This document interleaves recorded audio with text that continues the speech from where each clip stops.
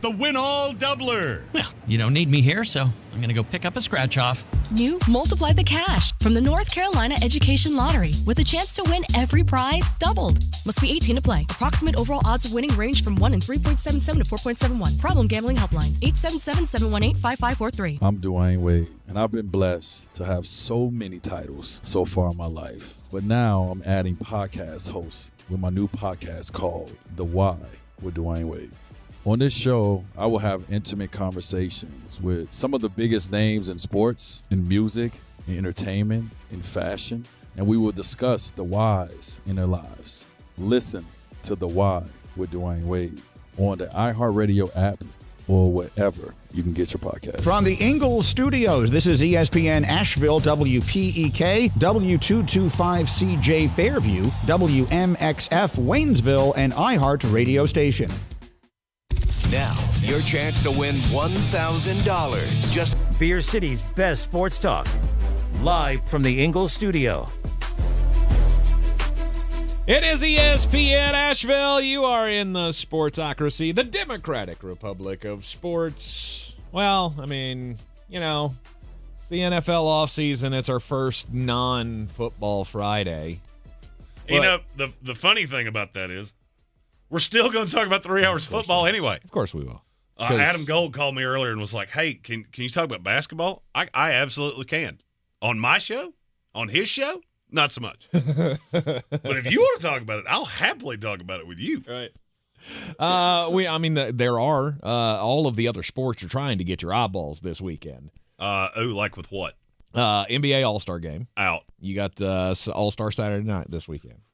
Might watch that for 5 minutes. You got a major UFC card on Saturday night. Out. Wow. Really? Alexander Volkanovski. I love watching that guy fight. Bro, I'm locked into I got to get the whole packet ready for you to be ready for the combine because I'm going to throw a billion pieces of information at you at the same time. Woo! It could be also the last fight of Henry Cejudo's career. It very well could be. Mm-hmm. Very well could be.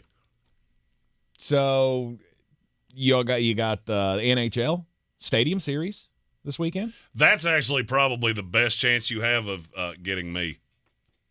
It's probably the best chance you have of getting me on any of this. Because you put MetLife Stadium with a hockey game with the Rangers and the Islanders, I very well could watch that. Thanks, just figuring out that the board was. Things were not. Somebody's over here hitting buttons. Yeah, that's me.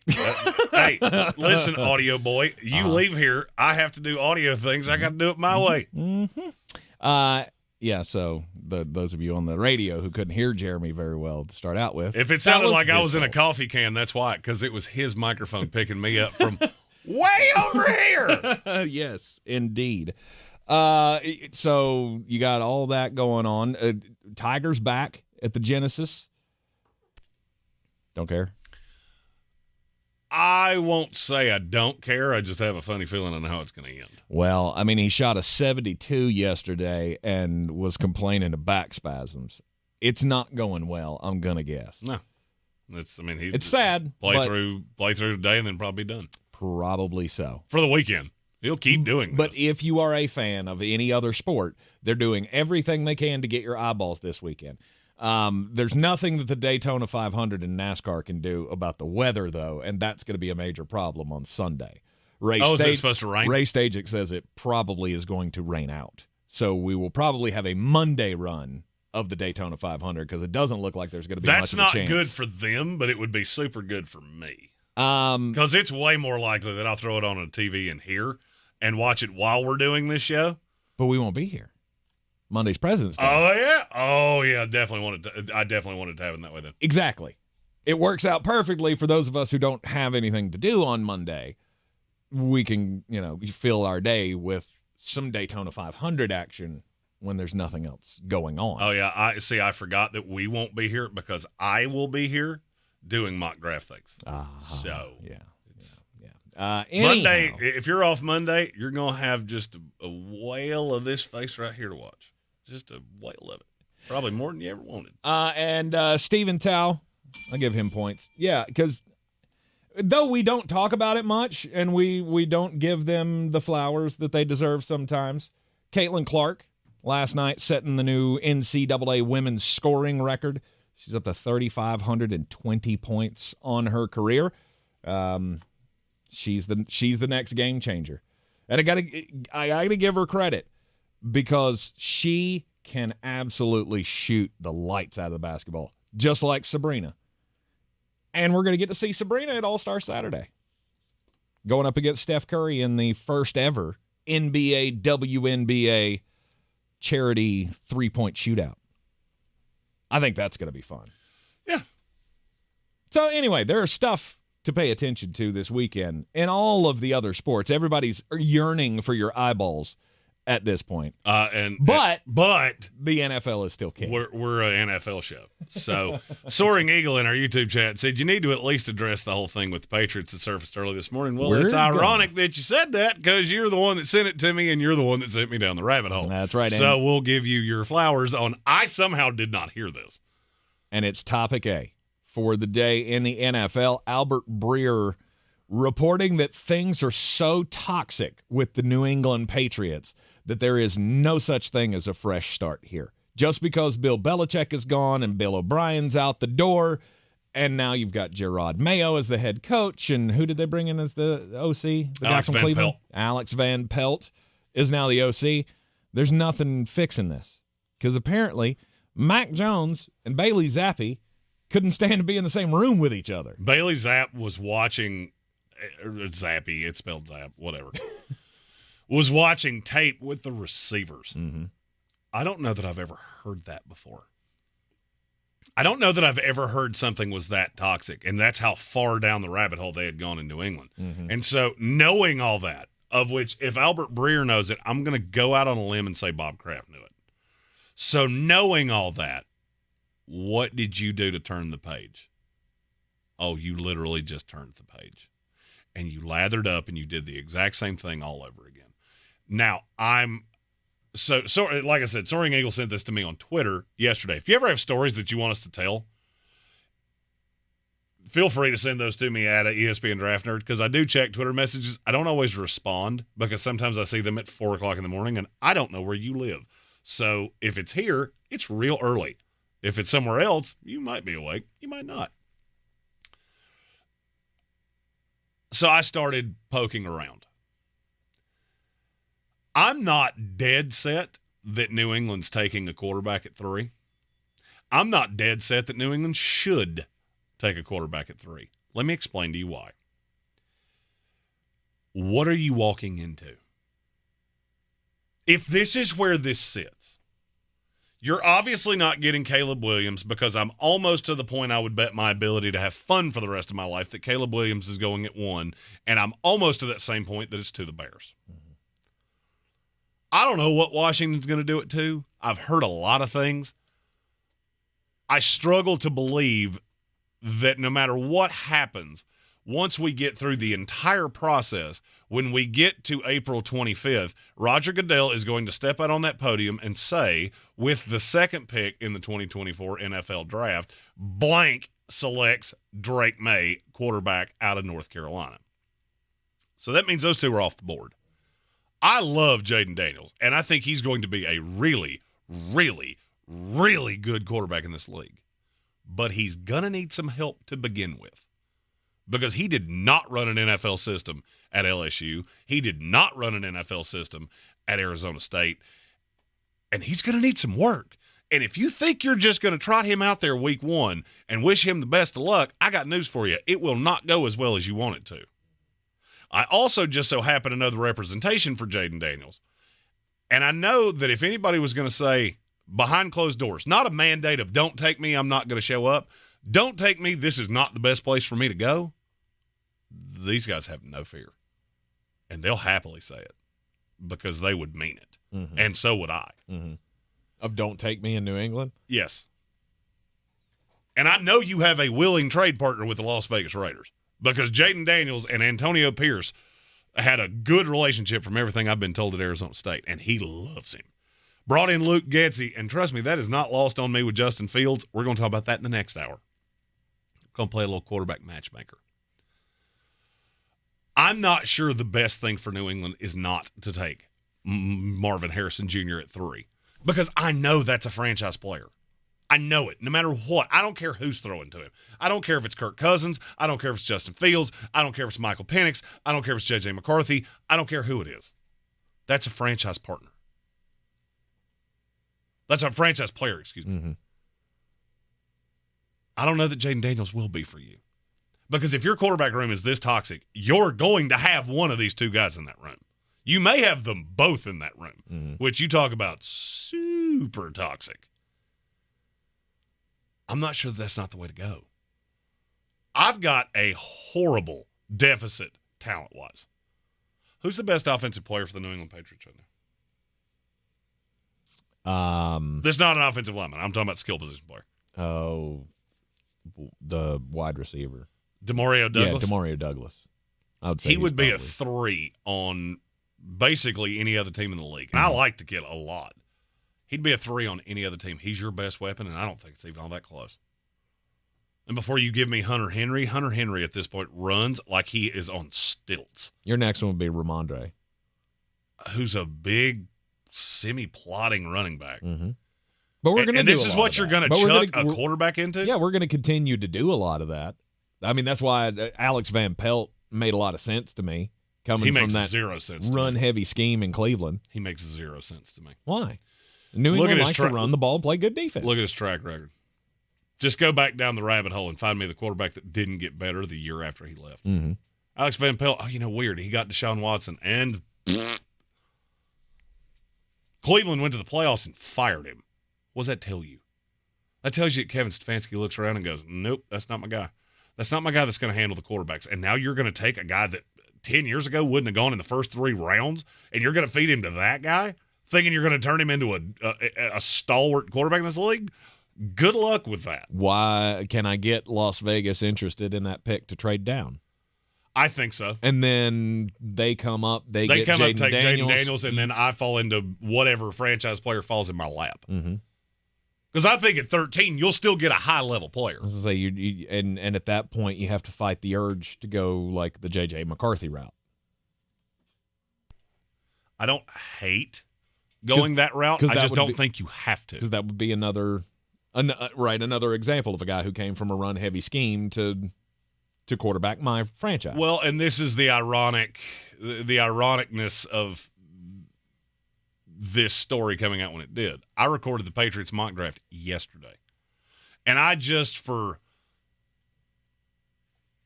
giggles, went, what would it look like if you didn't try to shoehorn a quarterback into this? And I took Harrison at 3. Then a quarterback falls to them in the second round. Is he as good as Jaden Daniels? No. He's more mature. He has more starting experience. I don't have to get the upside out of him. You probably assume who I'm talking about here just based off what I just said. And then you look at that offense and go, I'm in better shape that way. People fall so in love with quarterbacks that they don't understand. There's a reason that the quarterback hit rate is 50%, and that's at best. That's if you're being real liberal with what you call a hit. Because you have these teams that are at the top of the draft, and you're taking a prospect that's not done. He's not a finished product. And you're putting him in these god-awful situations, and they don't develop. It happened with Josh Rosen, happened all the way back. Rick Meyer, Ryan Leaf. I can do this for an hour. And New England, if Elliott Wolf is the evaluator that I think he is, he's going to look at this team and go, look, we ain't winning more than 5 games next year short of an act of God. And when I say act of God, I mean there are going to have to be some team buses that get abducted by aliens. There's going to have to be a horrible gambling conflict. There's going to have to be some real bad things happen. Because this team's awful. Awful. And just putting a quarterback on it, that doesn't change anything. No. You have a systemic problem from the top down, and all you just did was take out the face, who was probably the smartest guy in the room to begin with. You gave it to a lieutenant, and then you cobbled together this staff that looks exactly like the old staff. Mm-hmm. It just doesn't have a Belichick on it. That's not a positive. It might be for the draft. That's not changing anything next year. Mm-hmm. You weren't really gonna change anything anyway next year, and so that's your argument: is go with the receiver, go with the franchise player if you're sticking at 3. Don't go the quarterback route. Build the team elsewhere and wait on the quarterback. And I look at Washington and New England virtually the same way for two completely different reasons. Are you going veteran quarterback, though? Are you going out on the market to try to find somebody? You're going to say I'm out of my mind when I say that. And like I said, we're going to talk about this in the next hour. Yeah. I'm not sure I would be averse to going Sam Howell or Justin Fields or one of these second-level guys. Something because this is a second chance. Mm-hmm. I'm good giving a guy a second. The problem is that I'm looking at these guys. You're not getting Caleb Williams. I wouldn't have liked him with you anyway. Drake May's the only one that I have a modicum of belief in. And it's because he has played in coldish weather before. And even him, he's so young, it scares me to death. Jaden Daniels never played an NFL system in his life, and neither has Lincoln Riley. Carolina's was closer, but it's not all that close. So this is a growing effort for all three of them. Mm-hmm. Chicago is pretty ready-made. Oh, and by the way, you have the 9th pick in case one of these receivers falls in your lap there. New England has Bupkis. You got a heavy running back that's a little faster for his size than you would expect. End of message, repeat the line. Then you have nothing but, we have Devontae Parker. Well, if you've played him in fantasy football for the last 6 years, you know that doesn't mean jack squat. Ain't much to it. And the fact that what I'm more shocked about is that things got that out of control. That Why are you that shocked? I just don't. I wouldn't expect something like this from a Bill Belichick coach team, right? I wouldn't expect that there's such dissension in the room that guys can't even watch film together. But this is what happens when you hang on too long and you start talking about, we're going to fire Bill or Bill's going to retire. This is kind of like it's almost like the stepdad. I don't have to listen to you. You're not my dad. Mm-hmm. Well, you're not going to be here next year, and we all know it. So, of course, it accelerated like that. Well, it didn't really accelerate. No, I mean, that far is a little shocking. The report was that as a rookie, Bailey wouldn't be able to watch the film. I didn't see anything that referred to last year. There were ugly things with last year, too. Year before last was when Bailey came in, Mac was struggling, and then we had, he got hurt for a couple of games? Well, I mean, Bailey Zappi's rookie year was not this past year, but the year before. Right, that's what I'm saying. But that was when Mac got hurt, right? And Bailey came in for a couple of games, and then we had the big Bailey Zappi, because we were doing that along the same lines that we were doing the Mike White thing with the New York Jets 2 years ago. Oh, the legend of White Mike. But, of course, it caused this toxicity because ever since he's came into the league, I don't know if it's his fault. I don't know if it's Bill's fault. I don't know if it's just circumstances' fault. Mac Jones has been one of the biggest crybaby you-know-whats since he came into this league. I gave you a hint. It rhymes with itches. Exactly. And, of course, he got his panties all in a twist when Bailey Zappi was getting all the shine. Who's this guy? I'm the star quarterback. I'm the Alabama guy, won a national championship. I'm better than this. That's all it's been since he got into the league.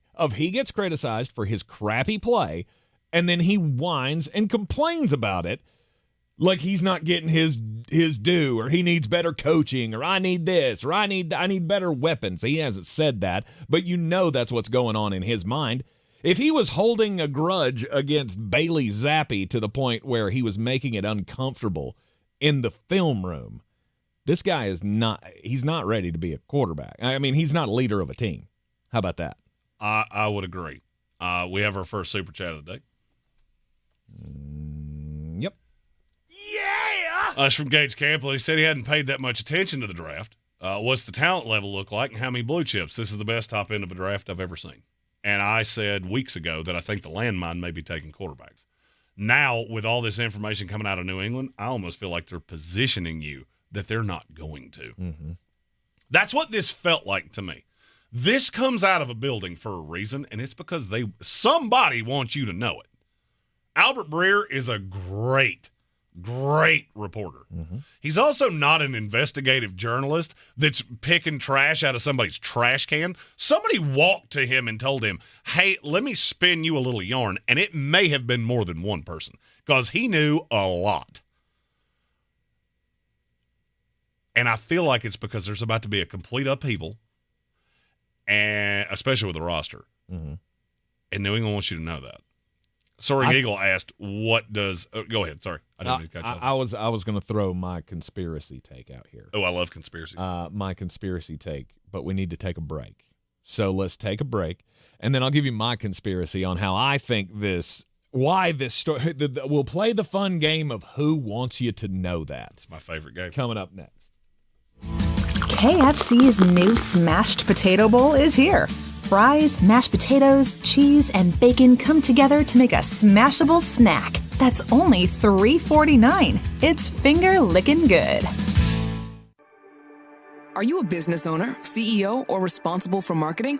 If you are, iHeartMedia can help you reach your goals and find new customers. We reach more consumers in your target area than anyone else. And we can give you access to those potential customers more cost-effectively across radio, digital, podcasting, and social. We'd love to show you how iHeartMedia can work for you. From your cell, dial pound 250 and say keyword great results. That's pound 250 and say great results. At GiveMeTheVin.com, we like pretty cars. We like nice cars. We'll pay extra. If you think you've got a good one, go to GiveMeTheVin.com. We'd love to buy it. Sell us your car. GiveMeTheVin.com. So easy you can do it in your underwear. Sick and tired of achy joints? Dread the idea of surgery? You need to call QC Kinetics today. Listen, the state of healthcare is always changing. The old ideas like steroids and surgery are no longer your only options. Regenerative medicine at QC Kinetics is transforming lives with innovative, non-surgical, drug-free treatments that deliver lasting results. Knee pain, back pain, shoulder pain from arthritis or injury? Don't let this pain keep you from living your best life. QC Kinetics' advanced state-of-the-art treatments harness and direct your body's natural ability to restore and repair damaged joint tissue. This is a revolutionary approach that can get you long-term relief with no downtime. Make 2024 the year you reclaim your mobility, reclaim your independence. Walk and run and play and live without the danger and trauma of surgery and without harmful drugs. Call QC Kinetics now for a free consultation. Phone 828-333-9517 in Asheville and in Greenville. My friend and I are taking a trip to Mexico this year, but neither of us speak Spanish. So we downloaded Babbel and started learning Spanish fast. Want to start getting conversational in another language in as little as 3 weeks? Babbel's quick 10-minute lessons were designed by language experts to be the most efficient and effective way to learn a new language. ¿Cómo te llamas? ¿Cómo te llamas? Babbel, language for life. Celebrating 10 million subscriptions sold. Go to Babbel.com and start learning a new language today. That's Babbel.com. Showtime Sports and Mountain Graphics have teamed up under new ownership by an Asheville native to better serve our community with the finest custom apparel and unique branded items at the best price. Showtime Sports and Mountain Graphics can customize whatever you, your team, business, or local group may need through high-quality screen printing, embroidery, and laser engraving right here in Asheville. Free personal delivery within Buncombe County and a reduced delivery fee anywhere in Western North Carolina. Visit ShowtimeSportsAVL.com and MountainGraphicsAVL.com. Your one-stop custom apparel shops. The Ingles 2024 Southern Conference Downtown Dribble and Kids Fest, presented by Champion Credit Union, will be held Saturday, March 9th, 9:30 a.m. to 11:30 a.m. at the Roger McGuire Green at Pack Square Park. The Downtown Dribble will feature interactive games, inflatables, pep bands, cheerleaders, and a parade. Each participant will receive a basketball, Downtown Dribble t-shirt, and a ticket to the noon session quarterfinal basketball games. Check-in will begin at 9:30 a.m. at Roger McGuire Green. To register, visit downtowndribble.eventbrite.com. The Sportsocracy. Why are you smiling? Because I love football. That we do. It is ESPN Asheville. It is the Sportsocracy and conspiracy theory time. As Jeremy, we've heard stories over the years about the New England Patriots from spurned players who get out of the building and then they start talking about the culture in that building and how it may not be as rosy as we all want to make it out to be. we're sold the facade of the Patriot way. Everybody's lockstep with Bill. He's the general, and he's leading the troops out onto the battlefield, and his, trusty lieutenant, Tom Brady, is just running the system perfectly. And that was what we were sold, that this guy was the ultimate, what's the word I'm looking for? I guess general is the best thing. His strategy was above and beyond everybody else, and there was just no way to beat him when he had the pieces together. And everybody was winning, and everything was hunky-dunky. But over the years, we got little cracks that things might be rocky in that locker room, at least for some guys. But apparently everybody had problems there. We all know how it ended with Tom Brady. And there's a new documentary that's coming out on Netflix, or not Netflix, excuse me. It's on Apple Plus. What? Go ahead. Oh, sorry. He made that face like I did something wrong. No, you didn't do anything wrong. There's a new docuseries that's coming out starting today. It's 10 episodes. It's called The Dynasty, and it's all about the New England Patriots. And in it, it's got some interesting takes from people. Tom Brady talking about how he wasn't going to sign up for that again. It's weird for a guy like that to put it that way, to say, well, even if I wanted to play until I'm 50 years old, I was not signing up for that again. Because it had gotten rocky with Bill over the last couple of seasons. Everybody was talking about the inevitable split up. We were all talking about should Brady be paid what he's worth? Should he stop taking the friendly deals to make the winning happen? And it got real tumultuous. Remember when he left and there was the story that Bill didn't even say goodbye? That it was just, he ghosted him, essentially? And then there was a quote from Rob Gronkowski in here about how when he would drive to the Patriots facility, he would sit in his car. He didn't want to go inside because it was that toxic of a locker room sometimes. That Wes Welker would do that. That he would wait until the very last second to have to go. It became more of a job, right, than the love of playing a child's sport. We talk about that all the time, and the romanticism of football. You're playing a child's sport. This is your dream. It's all hunky-dunky. You're making millions of dollars, and everything's great. Well, if your work culture sucks, it sucks. You could be making six figures and have just a toxic work environment that makes your life absolutely miserable. And then we have this story with Bailey Zappi and Mac Jones being at odds with each other during Zappi's rookie season, and him having to watch film in a different locker room or in the different meeting room aside from the quarterbacks. Maybe all of this is more publicity or negative pub to make people okay with the change. Is that too far out of bounds? To say that the bad stories are all coming out now, not just because Bill's gone, but because we need to show everybody how bad this was. Okay, we needed to make this move. Well, that would, and if they had done what I said and hired somebody outside of the administration, then all that would make sense. The problem is that you handed this over to the guy who was taught how to be a coach by Bill Belichick. But that's the only coach he ever had. Mm-hmm. He's never been anywhere else. You think it's going to get better with a guy who's been here forever? I'm not saying it was the logical choice. That's kind of like electing Barack Obama. Things go sideways and you elect Joe Biden. It's the same thing. It doesn't make any sense. But the promise had already been made. That was a spot-on analogy. And anybody that didn't like it, you can at me and I'll ignore it. It was fine. But Bob Kraft is a man of his word. And he had already given the word to Jerod Mayo, and he wasn't going to go back on it. Man of your word, that's fine. Anybody that watched this on YouTube when it was uncensored, you know what my philosophy on where nice guys finish. We have so when I made that face, it wasn't. Oh, is it time to dance? Who's gonna break the news? Yeah. Who's gonna break the news? Who's gonna break the news? Who's gonna break the news?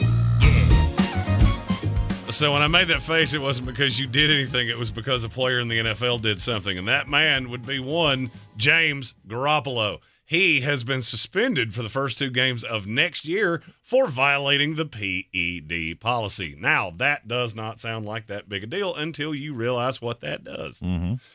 That kicks out all his guaranteed money. So now the Raiders can move on from him for $0. Thank you, Jimmy. There was a clause in his contract that said you cannot be suspended for any reason. Because they had to take care of themselves because there was the injury and they wasn't disclosed, and then you had that weird press conference. Jimmy Garoppolo is not going to be a member of the Las Vegas Raiders, period. And we all knew that behind the scenes. It was just, how exactly is this going to go?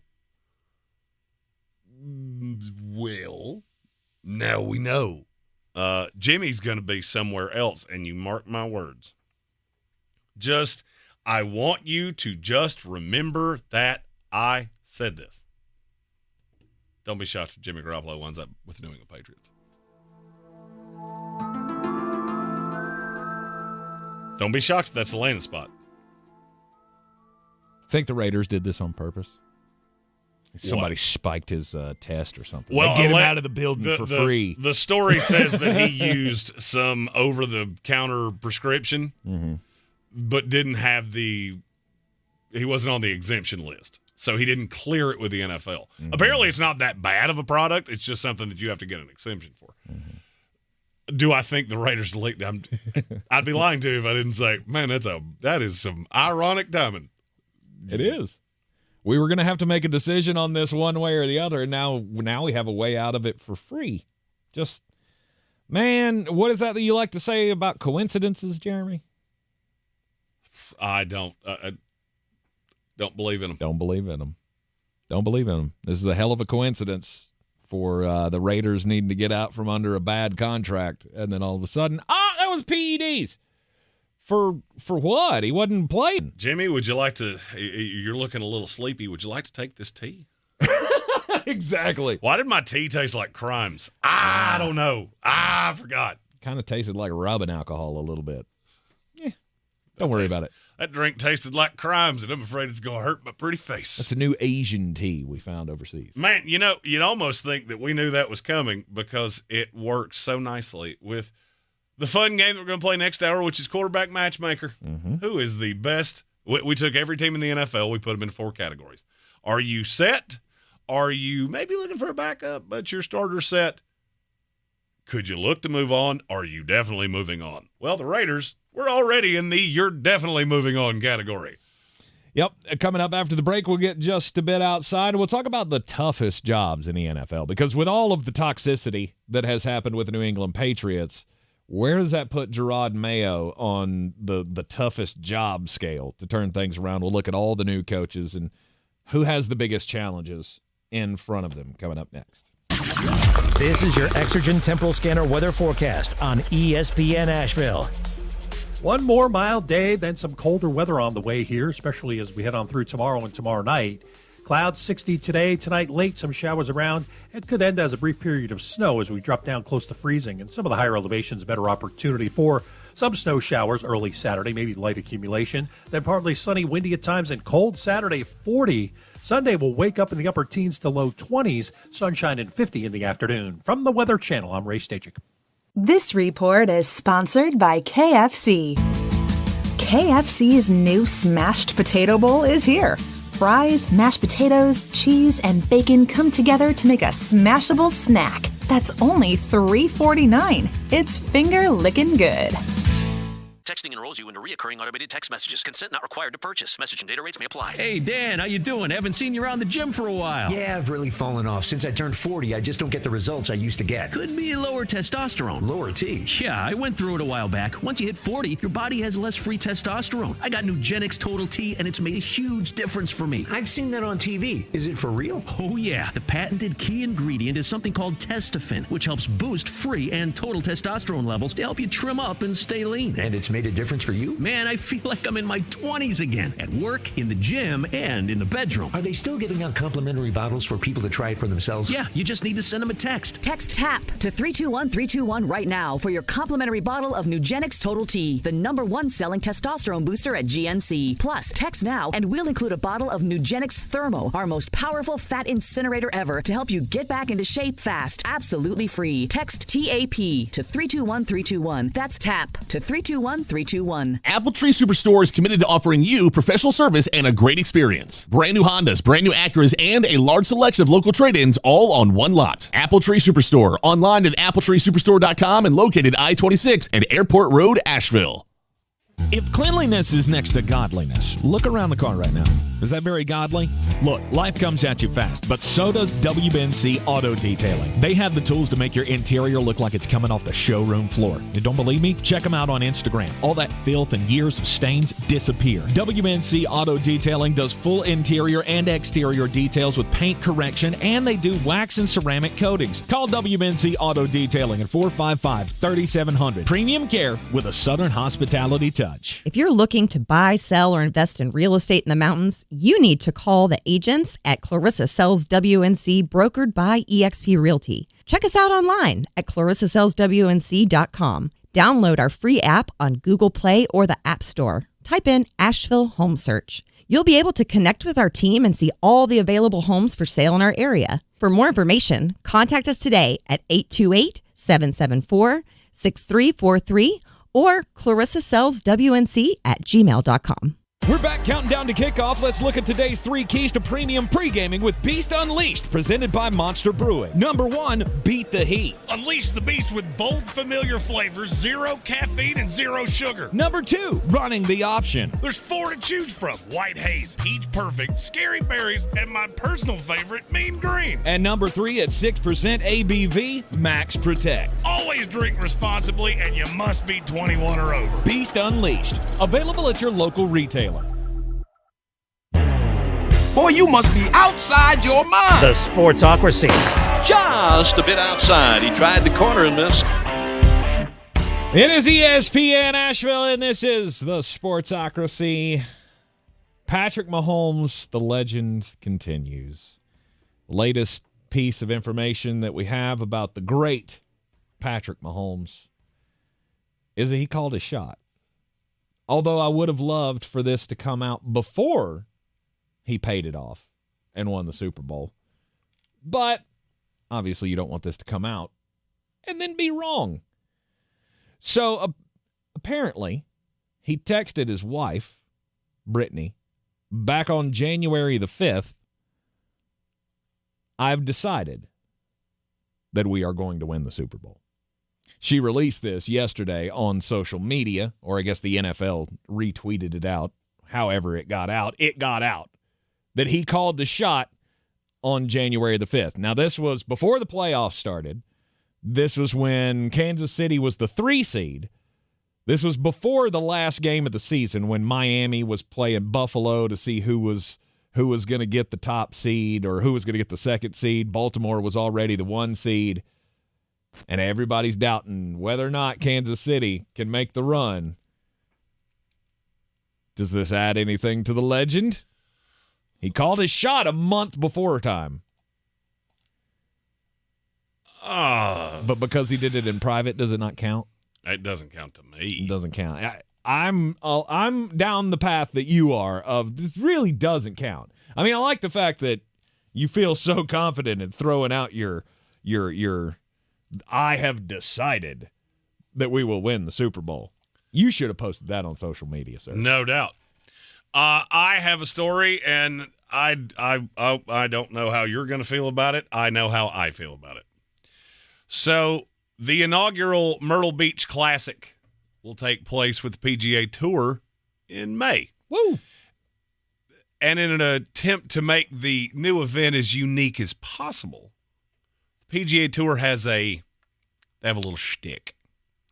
They're going to have a qualifying tournament for a spot in the Myrtle Beach Classic. Mm-hmm. Usually, tournaments that have qualifiers, you have 50, 60, 70 players that play in it, and the top 2 get in. This one's going to have 16. But all 16 of the guys that are playing in this qualifier have something in common. What's that? They're YouTubers. Mm-hmm. Every one of them has a golf YouTube channel. Is Manolo going to be playing in this? I don't know. I don't have the list of... If he is, we're going, and we're taking signs. I love that dude. Which one? Manolo plays golf. You don't follow that? He's got that real thick Hispanic accent. I don't know where he's from, but he is absolutely hilarious. So I've got 7 of the names. Okay. And that is not one of the 7. Oh. But he could be one of the other 9. Maybe. He also may be too old to play in this competition. I don't think he's There's young no age. There's no age requirement. Mm-hmm. So the PGA Tour, you have to be over 50 to play on the senior tour, but you can play on the PGA Tour over 50. I mean, is he older than that? No. Okay, so you're good there. He may not be able to beat the qualifier because there is a qualifier and it is being held up here. So to meet the USGA requirement, you have to have a 0.0 handicap or better. But there is a thing about handicaps. There's not really a uniform, like the USGA doesn't hand out handicaps, and there are a lot of ways that you can falafel that number. So I ask you, is this a positive or is this a negative, or do you not care? Because I think you and I are going to see this either exactly the same or vehemently different. Mm-hmm. First off, I don't care. I mean, it's great that you want to, reach out to the younger generation that gets your sport on YouTube, and that's how they engage with it and all of that. I don't see the point here. I mean, I wouldn't feel any different about this if it were a radio contest, right? If we're gonna take all the best radio broadcasters and we're gonna put them on a golf course and let you have, get into the tournament or something. I just don't see the point. All right, so I'll tell you the point. So all of these YouTubers have what? Followers. Mm-hmm. And it's going to be a lot of these guys are going to have some of the same followers. But I'm going to bet you that they allow these guys to bring cameras on the course, which is no any other time. And they'll make a whole thing out of this, and it's going to be trying to integrate the YouTubers. Because a lot of these guys play really cool courses. That's why I watch it. Mm-hmm. I mean, I'm not getting on at Augusta or anything like that. And that's a bad example because these guys aren't either. But some of these really high-level courses, they'll let them on. I don't have a problem with this. I really don't. Mm-hmm. Because would we talk about the Myrtle Beach Classic in any other way? No. Not a chance.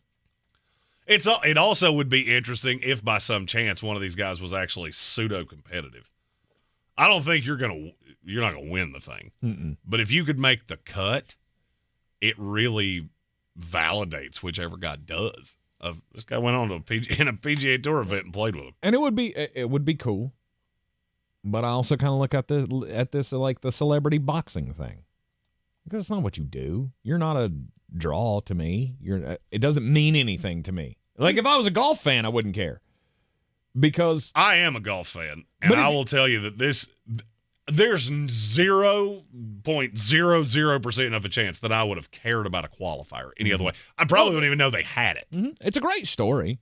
And it's cool for these guys to get involved and their followers as well. I don't follow them. I don't watch golf on YouTube. The only time you can get me to watch golf is when it's going to be on Sunday and somebody's in contention to win something. That's the only time I'm turning it on. I follow one guy that's really good and has a really – I can't place where his accent's from. Mm-hmm. My favorite guy is, as I said, Manolo. And he is Manolo Teach Golf is his handle on social media. And he posts all these videos of showing people how to, my favorite, PP to the pin. That's how you want to turn your PP to the pin. And that's how you're supposed to hit the ball. I don't play golf, so I don't know. So to me, him explaining it that way made me go, oh, I get it. Okay, now I kind of understand it. Anyhow. Anybody want to make the joke? Because I'm not allowed to. I love Manolo. Y'all should go check him out. I don't guess he's playing in this thing, so I'm not going to be interested. It's cool, though. Although I did think after the Open this past week, the Phoenix Open, and the disaster that became of that. You thought they were going to go hard the other way? If golf is trying to expand into the younger crowd, and then they're going to get upset because the younger crowd's showing up and being disruptive? Well, no. I think you misread that story. Okay. That wasn't the rowdiness was not the problem. Mm-hmm. The problem is that they sold out of and they weren't prepared. That was not the onlookers that were the problem. That was them. They had golfers that couldn't get to the golf course because they had screwed this up so bad. There were so many people that were upset about the level of drunkenness that was in that crowd. That's always been a thing. That's disingenuous AP crap. Okay. You know exactly what that is. Mm-hmm. So maybe did you let certain things get to a certain point? What I got from this year's tournament was it went way overboard what it usually is. And there were more people puking on the greens and causing problems and passing out in the crowd and getting into verbal tussles with golfers and all of that. Every golfer hated it. Every analyst hated it. Everybody has panned it. And I went, but wait a minute. That's what you do. That's what you're trying to do. Mm-hmm. You're trying to get people excited. You were telling us there's a reason that the Phoenix Open has been voted the best tournament in golf for the last 3 years. It's because it's the most exciting thing. You're not getting a younger generation playing the same old game. I get you want to go to these YouTubers and get their followers in on it, but if you're not going to... Well, their followers are probably already your followers anyway. Maybe. If you're watching golf on YouTube, you're probably watching PGA. Maybe, but I don't know. I like the behind-the-scenes thing. Now, but here's my argument to what you just said. I don't disagree with anything you just said. The problem is that security and the venue itself should have precluded everything that you just said. That's the problem. You let them get too far, and then you blamed them because they sold through all these tickets, and they did it earlier than you expected, because usually that happens on Saturday and Sunday. This year it happened on Friday, and they weren't ready for it. That's on the venue, not you steered into this. Sorry, I got no sympathy for you whatsoever that it got, well, it was worse this year. But I'm expecting, as you said, I'm expecting the backlash the other way of PGA is going to do what the PGA does. They will overreact to this, and it's going to ruin that event. I don't agree with you. You could be right, but I don't agree with you. I think they're going to go. I think behind closed doors they're going to go, we screwed this one up. This event, we have steered into this event. It got bigger than we thought it would, and now we have to be prepared for anything. Because next year we have to be able to allow them to get hammered in the crowd and throw beer cans on the green, but we got to make sure they stay away from the players. Because we had safety issues this time, and that was on us. Yeah, they're just it's like anything. We have that generational divide where you have younger dudes like me and Jeremy who are just turning 40, and we understand more of the want to go to a sporting event and party, and that's what gets the younger crowd. But then you've got the tried and true older generation that is still in that, hey, we need to wear suits and we need to take it back to the original, wooden stick days of golf when it was a gentleman's sport. And the younger generation doesn't get that. Why did you just turn into Alfred and Bane combined right there? Because that's how they all talk. Snooty people. Gentleman's sport, it's master a gentleman's sport. Stands for gentlemen only. Ladies forbidden. That's Sports Think ESPN. There you go. You knew it was coming at some point today. Yes, sir. You're in the Sportsocracy. And this is ESPN Asheville. Hey, it's Mark Starling from First News on 570, and I've been telling you for years how great Summit Dental is with Dr. Chad Reinhardt. Look, you don't have to take it from me. Check out these 5-star reviews on Google. Summit Dental is amazing. They're so friendly and welcoming when you arrive. They have comfort options that you can request at no extra charge, like a warm lavender-infused neck wrap, pillows, blankets, sunglasses, and warm and cold drinks. I've never had this at any previous dental offices. We've changed our whole family over to Summit. Check out Summit Dental in Asheville with Dr. Chad Reinhardt, home of the comfort menu. Big news. DraftKings Sportsbook, one of America's top-rated sportsbook apps, is coming soon to North Carolina on March 11th. It won't be long until you can bet on same-game parlays, money lines, and props right here in North Carolina with DraftKings. DraftKings Sportsbook has the best features, including odds boost and live betting. They also have social betting groups where you can share your bets with friends in real time. You can bet on all kinds of sports, including college basketball, hockey, and so much more. DraftKings is safe, secure, and reliable, and best of all, you can deposit and withdraw your cash whenever you want. New customers, download the DraftKings Sportsbook app now and bet on all your favorite sports once we go live. Only on DraftKings Sportsbook, coming to North Carolina on March 11th. Gambling problem? Call 877-718-5543 or visit morethanagame.nc.gov. 21 plus, North Carolina only. Eligibility restrictions apply. Subject to regulatory licensing requirements. See terms at DraftKings.com. At Sandstone Health and Rehabilitation, our focus is on you. With 18 locations across North Carolina specializing in short-term rehabilitation and long-term care, our team is ready to support your loved one, providing the compassionate care they need for whatever lies ahead. From physical and occupational therapy to individualized long-term support, discover the ways Sandstone provides compassionate care for all at sanstonehealth.com. Woody and Wilcox. All the holidays are pet holidays now. Is that what it is? Get ready for Cinco de Mayo. You and your dog doing shots together. Right. So hard to teach your dog to suck the lime. Weekday morning starting at 6 on Asheville's Real Rock. Rock 105.1. If you're looking to buy, sell, or invest in real estate in the mountains, you need to call the agents at Clarissa Sells WNC, brokered by eXp Realty. Check us out online at clarissasellswnc.com. And did I mention that Clarissa Sells WNC loves teachers? We love teachers so much, we're giving back 25% of our commission at closing. For more information, contact us today at 828-774-6343 or clarissasellswnc@gmail.com. The best season of the year is here. Tailgate season. Monster Brewing presents this season's MVP, The Beast Unleashed. with 4 bold, familiar flavors. With 0 caffeine and 0 sugar. Beast Unleashed is your new pregame ritual. With white haze, mean green, peach perfect, and scary berries, there's a flavor for every fan. The Beast Unleashed. 6% alcohol by volume. Unleashed responsibly. Must be 21 or over. Beast Unleashed available at your local retailer.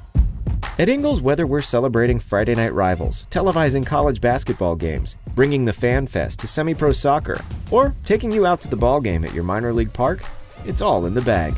Ingles, low prices, love the savings.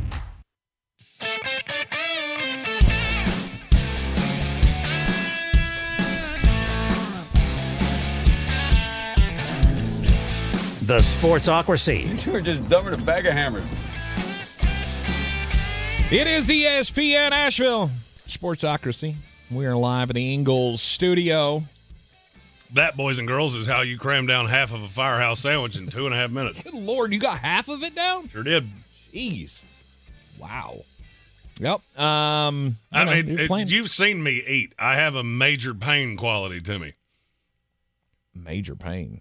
Oh, come on. You saw that movie. Yeah, I did. What was the... Oh, he ate really fast. You don't remember that? No. Like, really fast. No. My favorite part of that movie was always the joke that he told the one, or the thing that he said to the one kid, the one overweight kid in the group. Was like, bleep, bleep, bleep, you got a cookie in your pocket, Porky? Yep. I heard that a lot growing up. 1 Tubby Tubby. 2 Tubby Tubby. Thank you. That was such a good movie. That was... No, you couldn't make it today. Good. It was there. You couldn't make it today. 100% you couldn't make it today. No. There would be some activist group that's like, this is offensive to what? Finish the sentence. To everyone. It's offensive to fat kids? Yeah, he was in one that was offensive to fat kids, too. Mm-hmm. Sorry. Oops. It was. The 90s were cool because you could say what you thought, mean what you thought. Not have to lie to people and go, no, there's no such thing. Jeremy just misses it when you could be mean to people and not That's not get true. canceled for I it. was not mean to... Okay, I might have been. I might have been mean to a few people. Only if you earned it. Not just all of them. Coming up in the daily draft today, third hour of the program, we've got free agency to talk about because, well, I mean, that's what we do. And the free agency period is, there are a lot of free agents in this market. And I think there's a bunch of them that are going to change some things. I tend to agree with you. I mean, look, we do this every single year. We look at the free agency list and go, man, there's 14 guys that are franchise players. Mm-hmm. And then 12 of them actually become franchise players. And we almost just kind of eschew free agency because you don't see the big names. You know, last year it was Javon Hargrave and Mike McGlinchey. And, okay, we'll think about that. Do you not think Mike McGlinchey would have come in handy for San Francisco? Oh. Spencer Burford missed it. Yeah, I wonder if that would have happened if he had Mike McGlinchey on the inside of him. Probably not. Probably not. There's going to be some impact free agents go out or go elsewhere this offseason. So that'll be the daily draft today, our favorite impact free agents.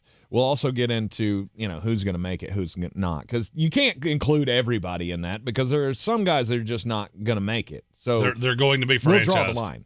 We'll draw the line on that coming up in the next hour. Plus, we'll be playing quarterback matchmaker because that's what everybody wants to focus on. Quarterback's most important, and we keep seeing all these stories tying Justin Fields to 7 different places. Where's Kirk Cousins going to land? Now we've got Jimmy Garoppolo that's going to be on the open market, and if anybody wants that drug abuser.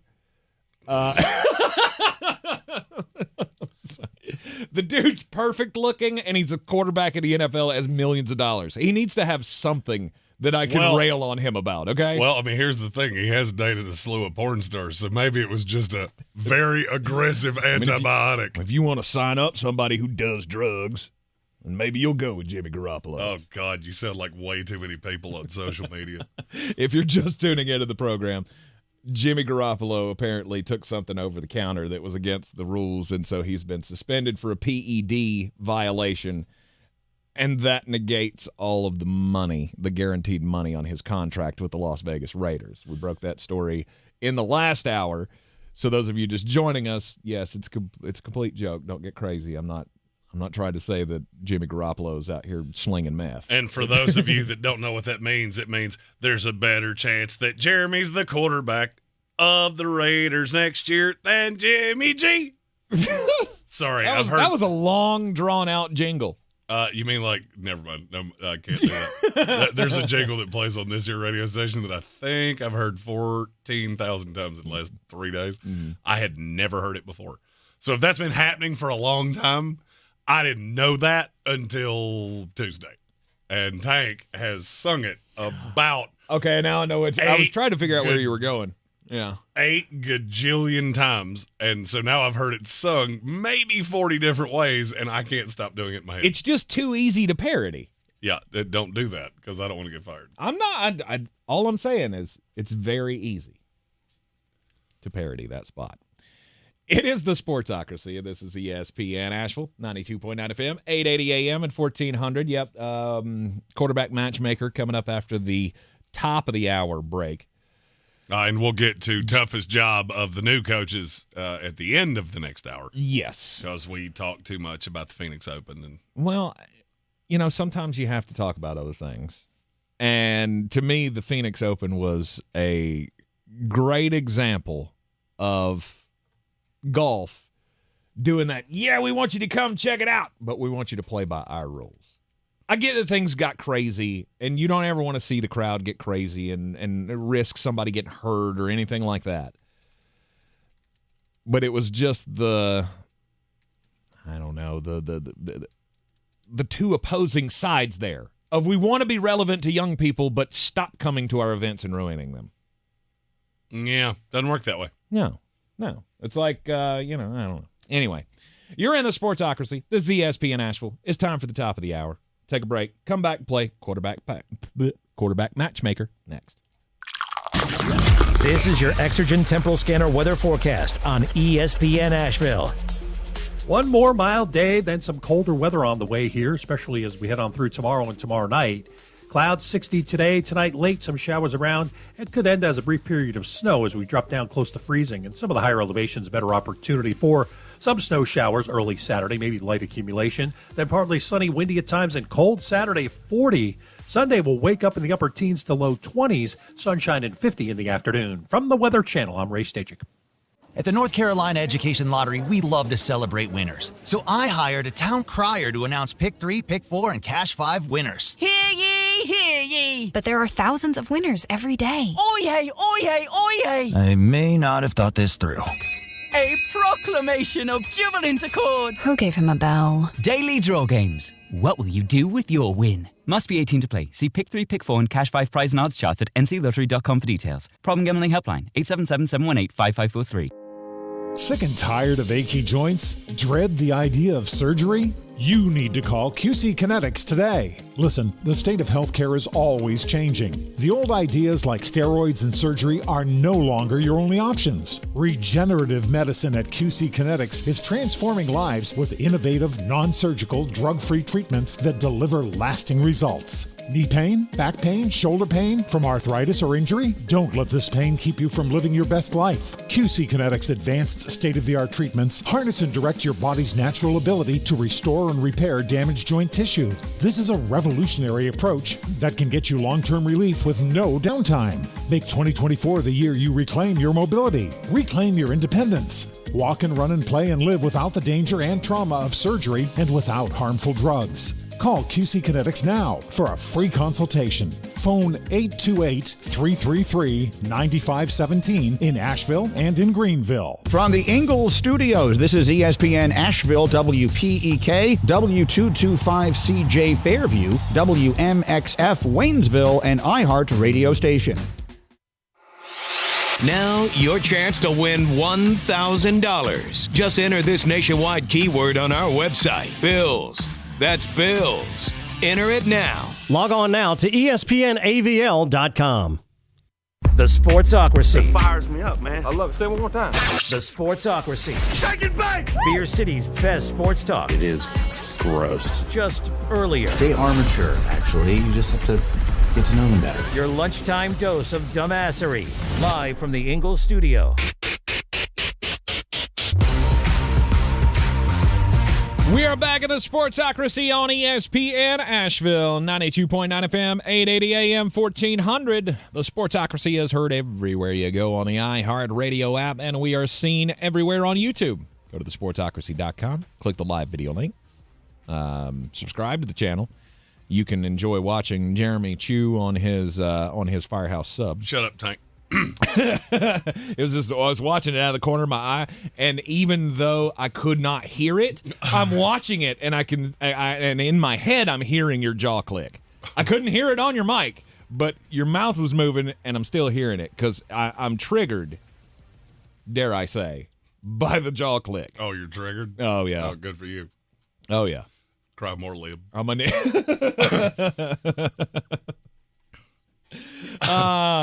And then I found out how involved jaw surgeries can be. And I went, okay, well, I'm done making fun of Jeremy for not getting that fixed, because I didn't know that could end up being a neurosurgery, because I got to go through brain nerves and stuff. My sister's having to have a surgery like that, and I'm like, wow, I didn't even know that was that involved. Yeah, and here's the thing. I don't have many brain batteries left.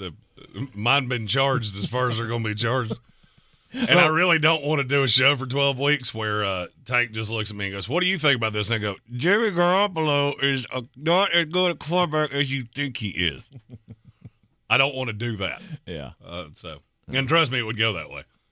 It is the Sportsocracy. It is a non-football Friday. However, we continue to talk football because the offseason is upon us, and everybody wants to know where the quarterbacks are going to end up. So we decided we'd play a little pre-free agency or pre-off-season quarterback matchmaker. Or as we like to call it, pre-agency. Let's go. I love that. Yeah. Wow. Look at you. So pre-agency. I mean, I said it with a pickle seed in between my teeth, but you know, I didn't say I did it with all the decorum and professionalism that you would want me to. There are going to be quarterbacks on the move. We can... I don't know why. We'll go through all of the teams that need a quarterback. Well, let's start with the teams that are so very obviously not in the quarterback market. Okay. Everybody who's set at quarterback? Set. All of the contenders. Here we go. It's not. Is it all of them? I've got my list pulled up in front of me. So it's the Buffalo Bills, the New York Jets, Baltimore Ravens, Cincinnati Bengals, Houston Texans, Indianapolis Colts, Jacksonville Jaguars, Kansas City Chiefs, Los Angeles Chargers. That's in the AFC. NFC, it's Cowboys, Eagles, Lions, Packers, Carolina Panthers, New Orleans Saints, Los Angeles Rams, Arizona Cardinals, San Francisco 49ers. Did I miss one? No. Okay. Those are the teams that we will not be talking about in this because at most you would be looking for a Matt Barkley to back up your quarterback. So there's that. Okay. So those are the ones that are set. Yes. Now, who's on the fence? Miami Dolphins. That's the most vocal one to me. Because to me, one way or the other, you have to make a decision this year. I don't think you can go in with Tua as a lame duck, do you? Yes, I do. I think that's the preferred path. Okay, let me rephrase that. I don't think Tua's going to show up as a lame duck. I was healthy last year. I did everything you asked me to do. I finished third in the NFL in passing yards. We're going to redo my contract or you're not going to see me till week 1. Then that tells me everything I need to know. Okay. Then trade me. I'll play the game. Then trade me. I will absolutely play that game. And if that's his response, sure, I'll trade you. I'll send you whoever's going to give me the best because package. you understand why he's saying it, right? I'm not doing something that benefits you and only you. Because me stepping out on that field with no guarantees whatsoever, that's great for you. It's awful for me. Absolutely. Because I'm one good bump to the noodle away from never seeing another dime outside of my rookie deal. And that's exactly why I'm not paying you. And if that's... You can play on the 1-year deal if you want to. Then he won't be in Miami. If that's their tact, he won't be in Miami. That's fine. And you better figure out how you're going to sell that to your fan base. Because I think that's going to be a much tougher sell than you believe it is. Yeah. I would not be willing to give him the contract. Maybe they are, and maybe they have to. Well, I mean, look, there's a reason that no quarterback goes into that lame duck year. This has become like coaches used to be. Coaches never got to the last year of a deal because you didn't want the deal to expire. You didn't know exactly what effect it would have on the team. Because if they do that, it's not just a unilateral, hey, buddy, we're at an impasse. No, Tyreek Hill's going to have a problem. Jalen Waddle's going to have a problem. Raheem Mostert's going to have a problem. Devon Achane's maybe you see where I'm headed with this. You could have a mutiny on your hands. They all love him, and they expect him to be taken care of. Do I think they should give him the outrageous deal? No, I don't. But this is the part of the business side of the NFL that you have to understand. You'll have to tear it down to the studs if you don't. And are you prepared to do that? Because I don't think you should be. Miami's not. I know they're not. They don't look at this and go, that's what we want. So then that gets into is there a solution? And I believe there is. Okay, what's your solution? My solution would be go 3-year deal. Go 3-year deal that won't absolutely kill me. There's some injury guarantees in there. Maybe there's a roster bonus every year on the third day of the league year. There's some ways around this that you're going to have some. You're not getting out of this guarantee free. Sorry, you're not. What's my number? The total number? 3 years total, 150. It's not that high. It's not 50 a year? I would say if he's on the roster, that's what it adds up to. Okay. But there are some outs that they can get out of it without being absolutely massacred against the cap. So your base would be 41? I would have said 33. That's the reason I said 3 years. Because I think Tua wants to be in Miami so bad, and he knows that the market elsewhere is going to be less than ideal. We value Tua way more than any evaluator I have ever talked to does. NFL GMs do not see him the way that you think they do. Because he is an injury risk, and it's probably the biggest injury risk in the NFL. He's the guy that you look at and go, and I'm fired. And he's in Miami. I'm not trading for that headache because you think it's bad doing it to a guy you drafted. You trade for that headache, and then he gets hurt, and you have no shot. Yep. So I don't necessarily think there is a big enough market that he can go, straight up, I'm just not playing for you. there's going to have to be some concessions on each side. Mm-hmm. And the guaranteed money to me probably adds up to $100 million over 3 years. If he gets hurt week 1 of next year, yeah, that's going to be brutal. But it's not going to be as brutal as it could have been. Mm-hmm. You see what I'm saying there? Yeah. Look, I can look at things from an outside perspective and just go black and white. This is what I would do. All of the other things have merit here. The things that you were talking about with how's Tyreek going to feel about that? How's Jalen going to feel about that? You know, I don't think I really care about the running backs all that much, but it's my star wide receivers. We got a shot here. With this offense, if the defense gets better, we have a shot to start beating good teams and make a run. I don't want to disrupt that apple cart. I just don't want to end up giving Tua Tagovailoa a 5-year deal at $50 million a year because that's what the market says I need to give him when he could get hurt next year and I'm out. I just learned my lesson from the New York Giants with Daniel Jones. I just learned my lesson from the Philadelphia Eagles with Jalen Hurts. I saw it one time. with Jalen Hurts. You paid him, and this year sucked. I got it one time from Miami. One time I got from Tua a full season where he looked like a legitimate big boy elite quarterback in this league at times. Well, the difference with still is, room to grow, but the difference between what you just said and Tua is, and I'll use Daniel Jones here, not Jalen. Jalen's a completely different scenario. Mm-hmm. Daniel Jones didn't look like he had a spot in the NFL. He had 1 year that he looked like a good NFL starter. Every other thing he's ever done, he looked like he should be bagging groceries. Mm-hmm. Tua is not that. No, he he's had not. Injury issues. I'm not saying the good had always been pretty good. Mm-hmm. This was the best year. Mm-hmm. He was working on that last year, then he got hurt. That's where the situation is different. Mm-hmm.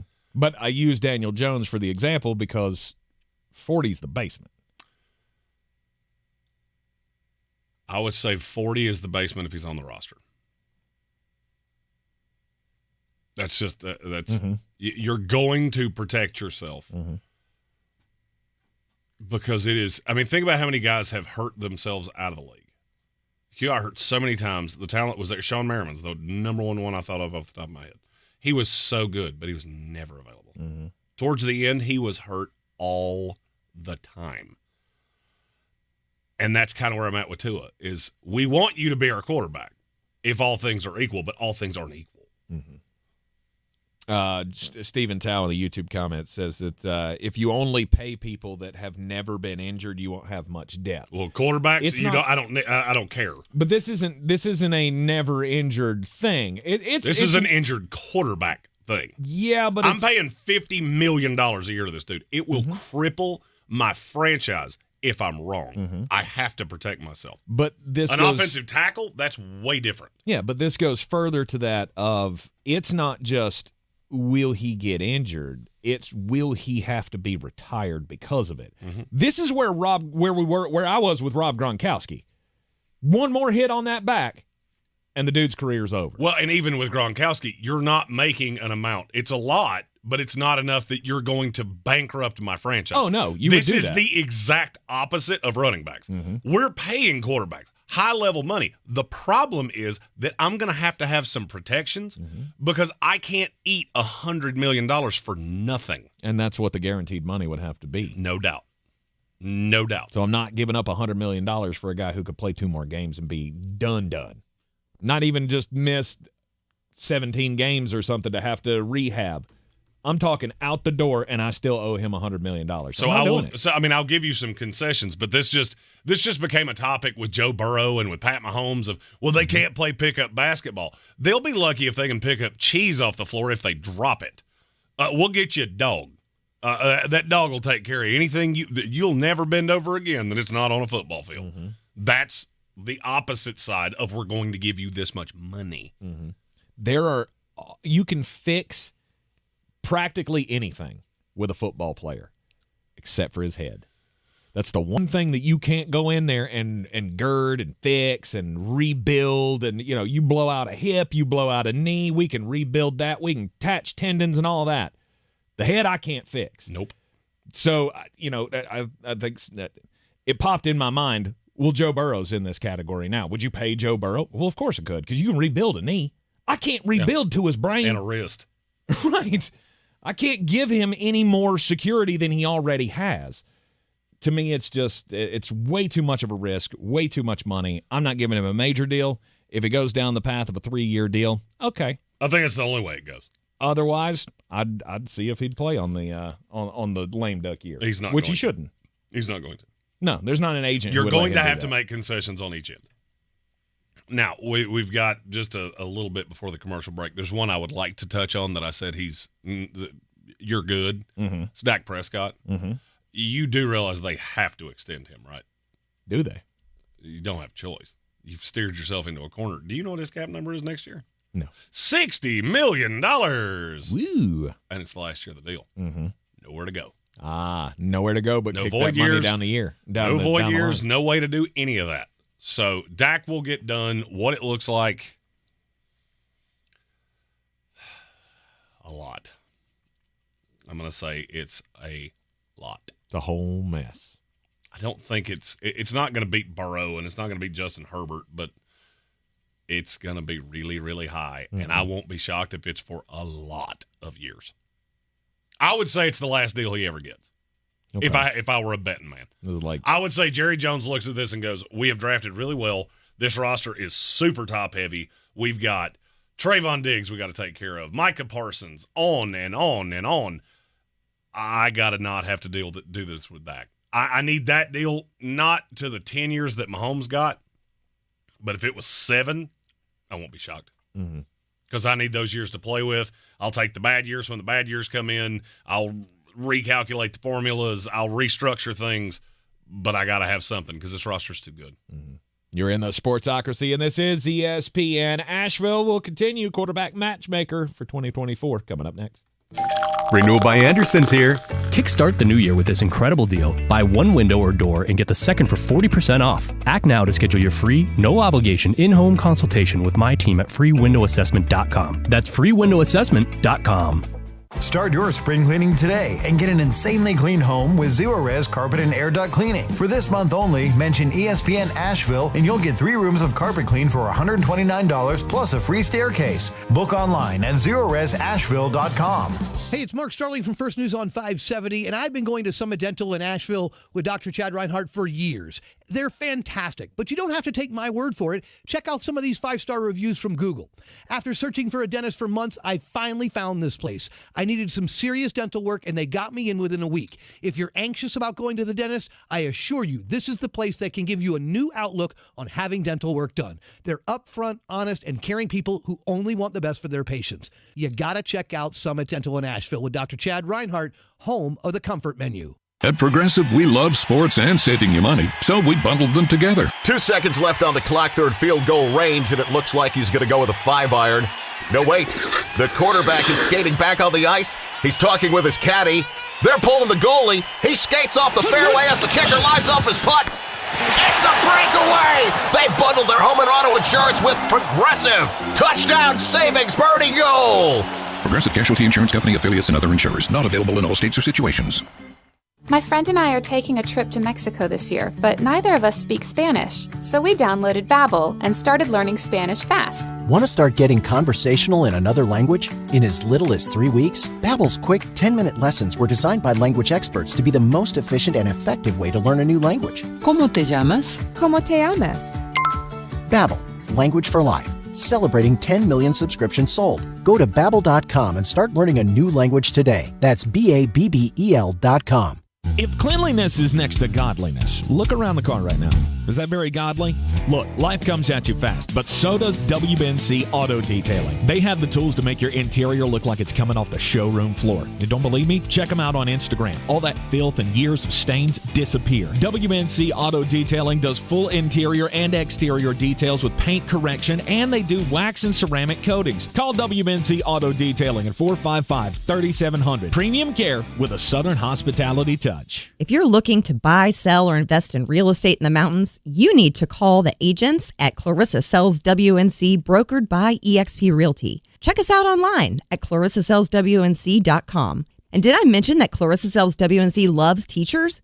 We love teachers so much, we're giving back 25% of our commission at closing. For more information, contact us today at 828-774-6343 or clarissasellswnc@gmail.com. We're back counting down to kickoff. Let's look at today's 3 keys to premium pre-gaming with Beast Unleashed, presented by Monster Brewing. Number 1, beat the heat. Unleash the beast with bold, familiar flavors, 0 caffeine, and 0 sugar. Number 2, running the option. There's 4 to choose from: White Haze, Peach Perfect, Scary Berries, and my personal favorite, Mean Green. And number 3, at 6% ABV, Max Protect. Always drink responsibly, and you must be 21 or over. Beast Unleashed, available at your local retailer.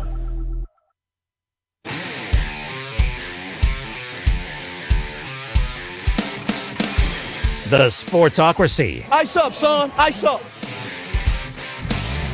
It is ESPN Asheville. We are the Sportsocracy. You can follow us everywhere at the Sportsocracy on all of the social medias. We make it very easy. Oh, we don't forget the. That is important. Yeah, it shocked me how many people thesportsocracy.com. Yes. Thesportsocracy.com. Click the live video link. Subscribe to the channel. That way you can join us in the chat. That's your way to get in immediate touch with the program. We should start a sandwichocracy. It's just 2 fat guys eating sandwiches. Oh, so good. I love sandwiches. I do love sandwiches as well. It's been one of the biggest trials of trying to lose weight, is that all of the programs ever tell you, don't do bread. Bread's not good. No, it's good. It's not great for you. Yeah, it might be. It may not be good for you, but it is dadgum delicious, and I love it. I don't know that there's a bad bread out there. Whole wheat. Nope. I could even find a use for a whole wheat bread. Tastes like particle board. Nice turkey sandwich on whole wheat. Bring me a sweet Hawaiian roll from your local Ingles supermarket. Low prices, love the savings. He loves the sweet bread. Oh, I do. My dad used to tell me the old adage about bread that was whiter the bread, quicker you're dead. Yep. It looks like I got limited time, which means I need as many sandwiches as I could cram in my old mouth hole. Them sandwiches taste so good. So good. We're talking about quarterbacks. Playing quarterback matchmaker here for the 2024 offseason. So the Miami Dolphins, they got a call to make on Tua Tagovailoa. Who do we want to talk about next? Pittsburgh Steelers. They're the one that was the impetus of this. Well, why? Why were they the impetus? Because they've been attached, I think, to every team, to every quarterback that is physically available, short of Dan Marino. Mm-hmm. Because their fan base is so done with Kenny Pickett, and you should be. Mm-hmm. It was a mistake when you drafted him. Mm-hmm. Now you've seen 2 years of him, and he's not good. And it wasn't Matt Canada's fault. I mean, Matt Canada was not good. We all agree that Matt Canada had overstayed his welcome in Pittsburgh. But it wasn't Matt Canada's fault that Kenny Pickett was bad. They were both bad simultaneously for the same team. And you do anything and everything possible to make this happen. Right? The ownership has already come out and said it's time to start winning playoff games. So now the front office GM has all the pressure on them. We got to find a guy that's going to help us win games. Is that guy going to be Justin Fields? I don't think so. Why wouldn't he be a good answer for Pittsburgh? I don't feel like Justin Fields is going to play the way that Mike Tomlin wants to win games because he's so irresponsible with the ball. Pittsburgh wins games by running the ball. They hit some chunk plays when you give them the opportunity, and they play really good defense. So you mean the exact same game plan that the Chicago Bears just had in a way less talented division, and you can win games there. So you're telling me you're going to bring him here, pay him way more money, and you think he's going to win for you? I don't agree with you. If I'm Pittsburgh, I'd be all in on Kirk Cousins. I know he likes playing in domes. I'm well aware of that. I don't care. Yeah, but I don't have a lot of options. Yeah.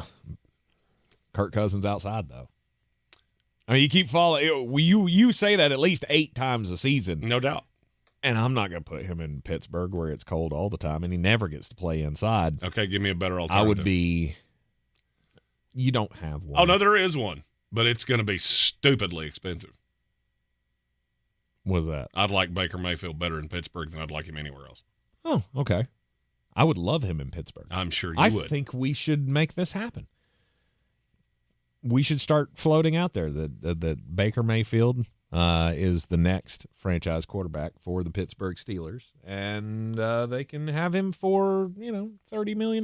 Now, what is the most likely scenario here? Because I don't think we've said it yet. The most likely scenario? 3 words. They end up with like Jimmy Garoppolo. Nope. Russell Wilson. No, that one's up there, but it's not. Geno Smith.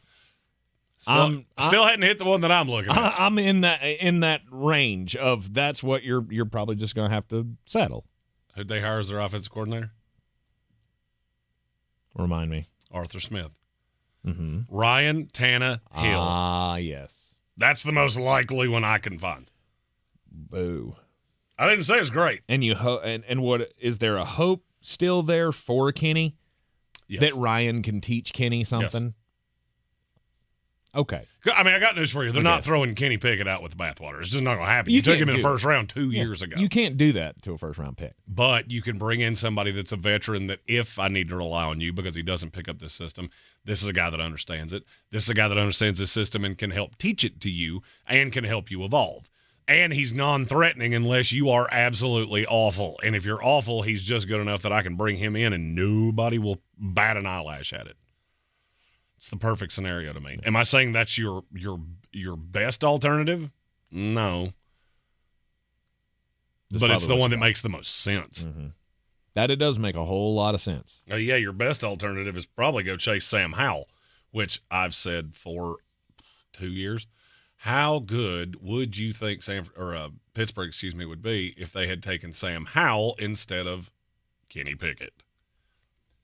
I would love that scenario way better. I would too. I think every Steelers fan would as well.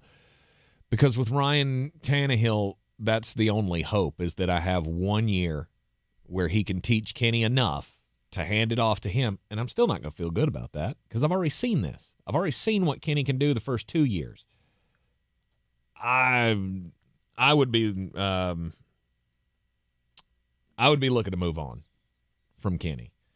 I know you can't cut him loose. You put the draft capital in him. Nobody wants to trade for him. No. He's not worth anything. He has virtually You no keep trade him on value. the roster just because he can be the backup. He can fill that Mason Rudolph role. And hope it works. Kevin, the PRF, in our YouTube comment said Pumpernickel is trash. I agree with you. Nah, it has its place. Not really. Yeah, it does in the garbage can. He also said the Steelers are his favorite landing spot for Justin Fields. They are not my favorite landing spot for Justin Fields. I have 2 of those. Mm-hmm. And one of them is the team we're going to talk about next. The Las Vegas Raiders. Why do you like him so much in Vegas? It's a system he knows. I heard somebody earlier today talking about, well, they shouldn't be in a rush to go get Justin Fields because that didn't go well with Luke Getsy. It went better with Luke Getsy than it's gone with anybody else. So, but before you just trash Getsy, just understand he did figure this out as time went along. Justin Fields is not the same Grace that everybody thinks he is. All right, this is still a limited quarterback. You're going to have to prop up, and you're then going to have to pay. I don't know that there's any place that can prop him up more than Devontae Adams, Jacoby Myers, Michael Mayer, Josh Jacobs. The only one in the ballpark to me is Atlanta because they've got Bijan Robinson, Kyle Pitts, and Drake London.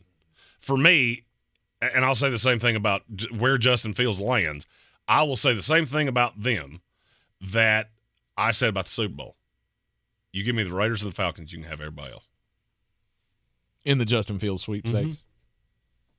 None of the rest of you are good enough offensively. And I get that the Steelers have pieces. The problem is they're not going to put up with the interceptions. They're not going to put up with the fumbles. Mm-hmm. They're not going to put up with the killed plays in the red zone. I agree. The more Mike Tomlin would pull out what little hair he has left. Yeah, it's bad football, and Mike Tomlin is not going to play bad football. I mean, that team may look bad at times, but he's not going to have some. He will not buy into giving money to someone who's going to constantly put him in bad situations. The problem with Justin Fields is that you're going to have to find a coach that is willing to do with him what Philadelphia did with Jalen Hurts. Because I know when you watch them play, they don't look the same. They're very similar quarterbacks. They both run really well. Hurts is not necessarily as top and fast. He's more of a I can run over you. But they both have really good deep ball arms. They just make some really stupid decisions from time to time. Well, if you put them in a system where A.J. Brown was the perfect fit with Jalen Hurts because he's going to win. And there were a lot of times in that Shane Steichen offense, he didn't have anywhere else to go. This was real easy. You're going to throw it up to A.J. Brown, and A.J. Brown's going to go get it. They ran a ton of one receiver routes with one little outlet, and he had to be double covered for him to dump it off. And that's not saying Jalen Hurts is not smart. The problem is that he's got a cannon arm, and that got him through for 20 years, and he's never been able to pick up that I can't just throw my way out of trouble at all times. Sometimes I have to dump it down. Justin Fields has that problem times 10 because he wants to run his way out of problems because he's been the fastest player on every field he's ever been on. And so he never learned, I got to go through the progressions. I got to sometimes be able to just take the bunt of I got a little drag route or I got a little delay route or a little option route, and I'm going to take 3 yards and live to fight tomorrow. He wants to hit a home run every time he steps in the batter's box. I need somebody that can rein that in. And I think Antonio Pierce and that setup is way better set up to do that than Atlanta. The thing that scares me is that Zach Robinson loves to take deep shots. And I'm not sure that's his best setup. I like the receivers and the weapons, and I like that better. I don't like the scheme better. That's why with Atlanta, I keep seeing Kirk Cousins in that spot. It's just something about he's in a dome. It makes sense. It's a bad division. But it's in that Zach Robinson offense, he can run that. He can do everything Matthew Stafford can do. I've always thought that they're very similar quarterbacks. He doesn't have as big an arm as Stafford. But it's still there. He's more accurate than Stafford, though. Mm-hmm. I've always kind of seen them as on the same plane. And if I've seen Matthew Stafford win a Super Bowl with Zach Robinson or that scheme, then I would think that Kirk Cousins not win a Super Bowl in Atlanta, obviously, but he'll win that division. There's one more AFC team we haven't talked about yet. Okay. That's the Denver Broncos. This is the hardest team to match up a player with for me. Do you feel the same way? Yes. Am I out of my mind to say Jarrett Stidham's the best fit? I mean, out of your mind, I don't think so, but because you're getting ready to eat a bajillion dollars on Russell Wilson. Yes. There's just no way around it. You don't really have the money to go chasing, and by don't have the money, I mean they're $26 million over the cap. Giving up draft capital. Look how much draft capital you just gave up to get Russell Wilson. So now you're telling me you think they're going to trade up from 12? That doesn't make any sense. No. I think you have to stick with Jarrett Stidham for a year. Can you bring in another veteran behind him? Sure. I don't think you're going to like the list of names that I'm going to throw out there. And that's why I say if Washington were to draft a quarterback, the only quarterback that makes sense to me is Sam Howell. Because he's young, he's cheap, and I think he's better than any other quarterback you can add here. Bo Nix, good luck with that. Michael Penix, good luck with that. J.J. McCarthy, Sean Payton will literally have a massive coronary in 6 weeks. Because he will look at the talent and go, oh, this fits me so well. And then he'll realize that this kid is basically a college freshman in terms of what he has been asked to do. He did the same thing a Table could do the vast majority of the time at Michigan. Yeah. I can kill bad defenses, or I can just put the football on top of it and let this guy come grab it, because that's where he was at. Mm-hmm. And I'm mobile. Awesome. Russell Wilson's mobile. How much does Sean Payton seem to like that? Oh, okay. 0%. Mm-hmm. 0 out of 10 would not recommend. None of them fit. None of them fit the scheme. That's what you're saying? Well, just not even that. None of them fit into I that don't like offense. any of those latter three because they don't fit in the scheme. Mm-hmm. The top three, you're going to have to trade so much to go get them. You're going to get 3 first-round picks to go get them. You just did that. Yeah. Look at the Rams roster. You don't have Sean McVay. You have Sean Payton, which is the wish version of Sean McVay with a way bigger attitude. It doesn't make sense. You're going to have to eat your Wheaties here for 1 year. You're going to have to eat the poop sandwich that you gave yourself with that Russell Wilson deal, because you're going to have to eat the money. In a year, you'll be in a better shape. But to me, it's Jarrett Stidham and bringing a veteran backup, which would be, in this case, would be Sam Howell. It's the only one that really makes sense. If you want to bring in a Jacoby Brissett or somebody like that, or even somebody that Peyton's familiar with, okay. I don't know who that person would be. I'm trying to run through my mind. I can't think of any. I don't have one. Any quarterbacks that he has a connection with. Because Teddy Bridgewater's off coaching high school football somewhere. Correct. Although Teddy Bridgewater would have been a really good solution. It would have been, but he's moved on to new things. So Denver might have to end up sticking with Jarrett Stidham.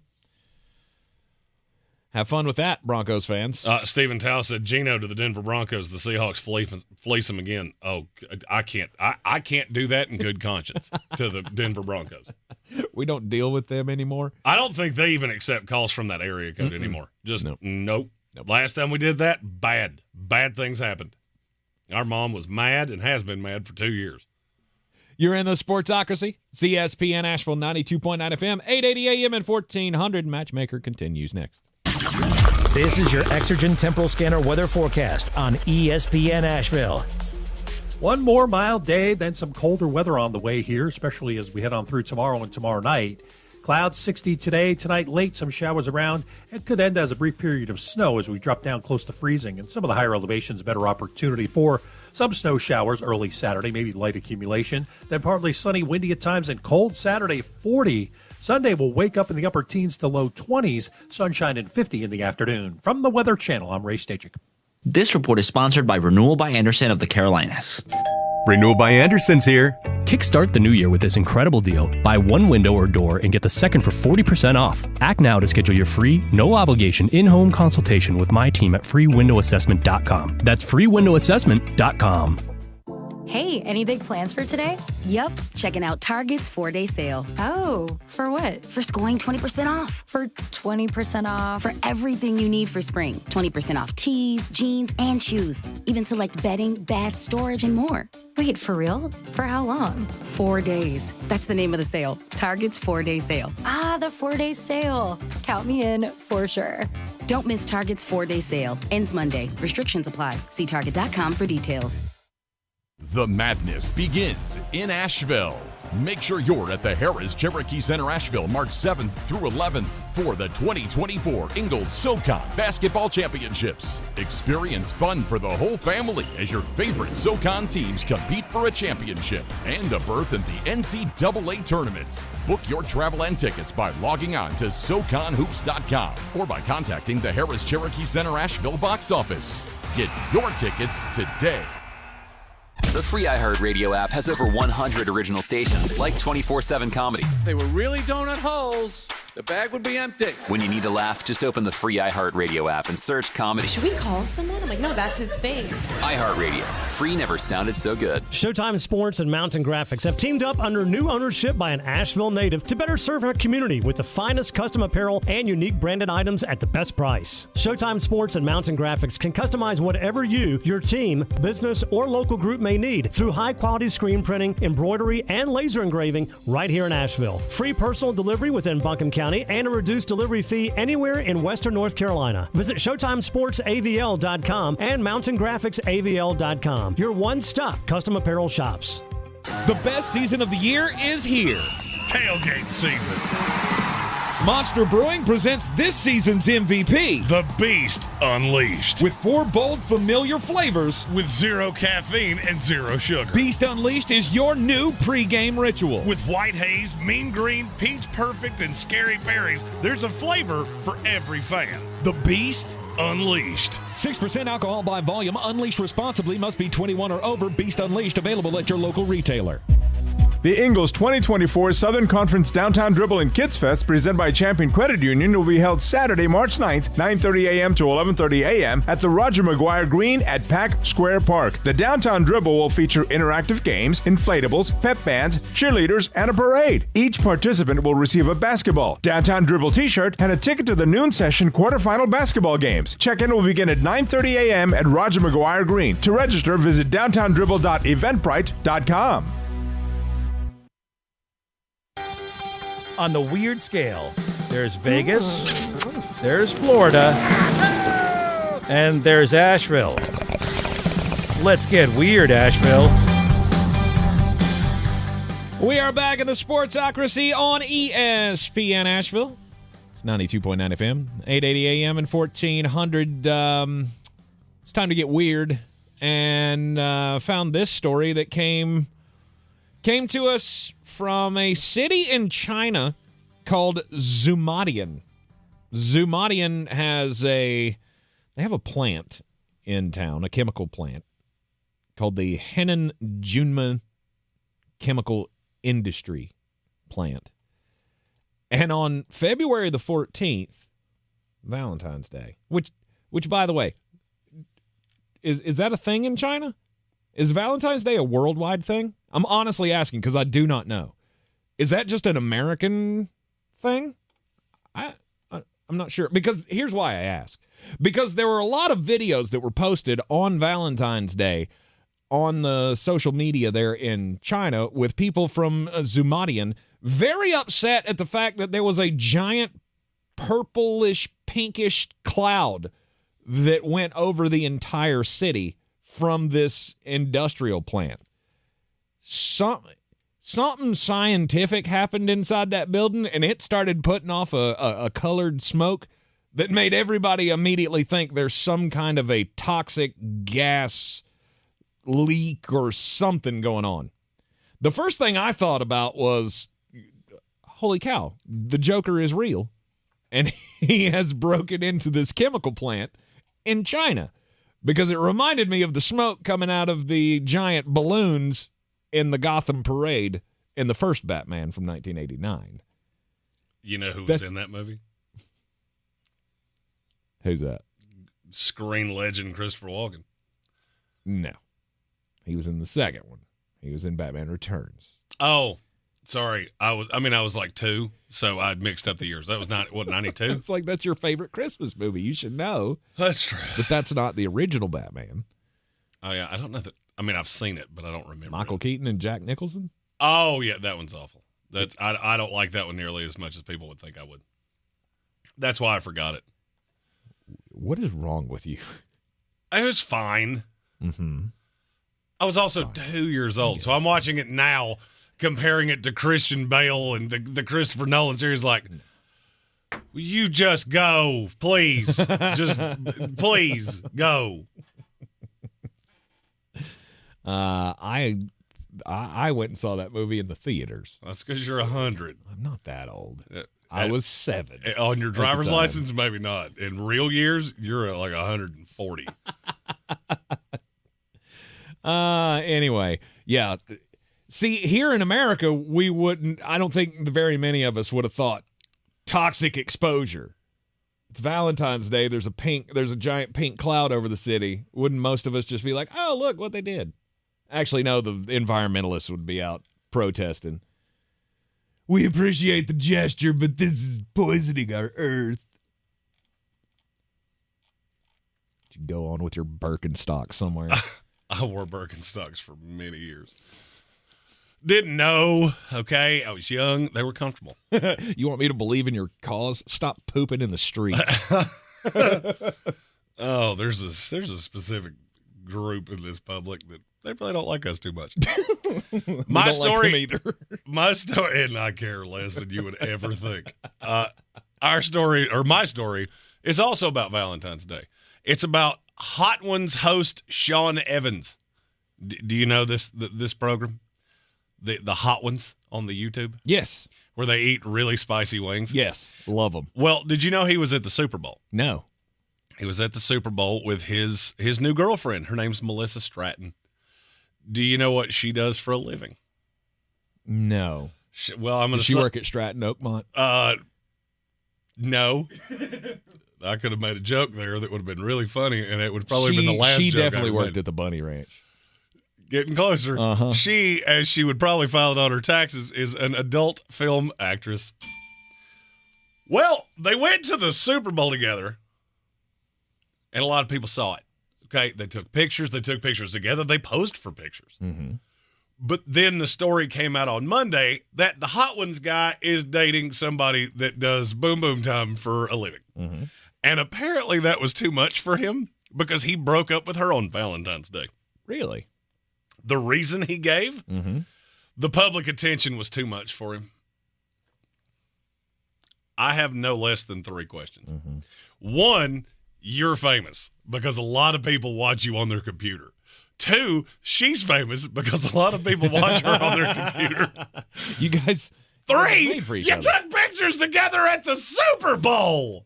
What did you think was going to happen? They were going to forget to develop the film? I don't think he thought as many people were going to have a problem with it as they did. Why does anybody have a problem with it?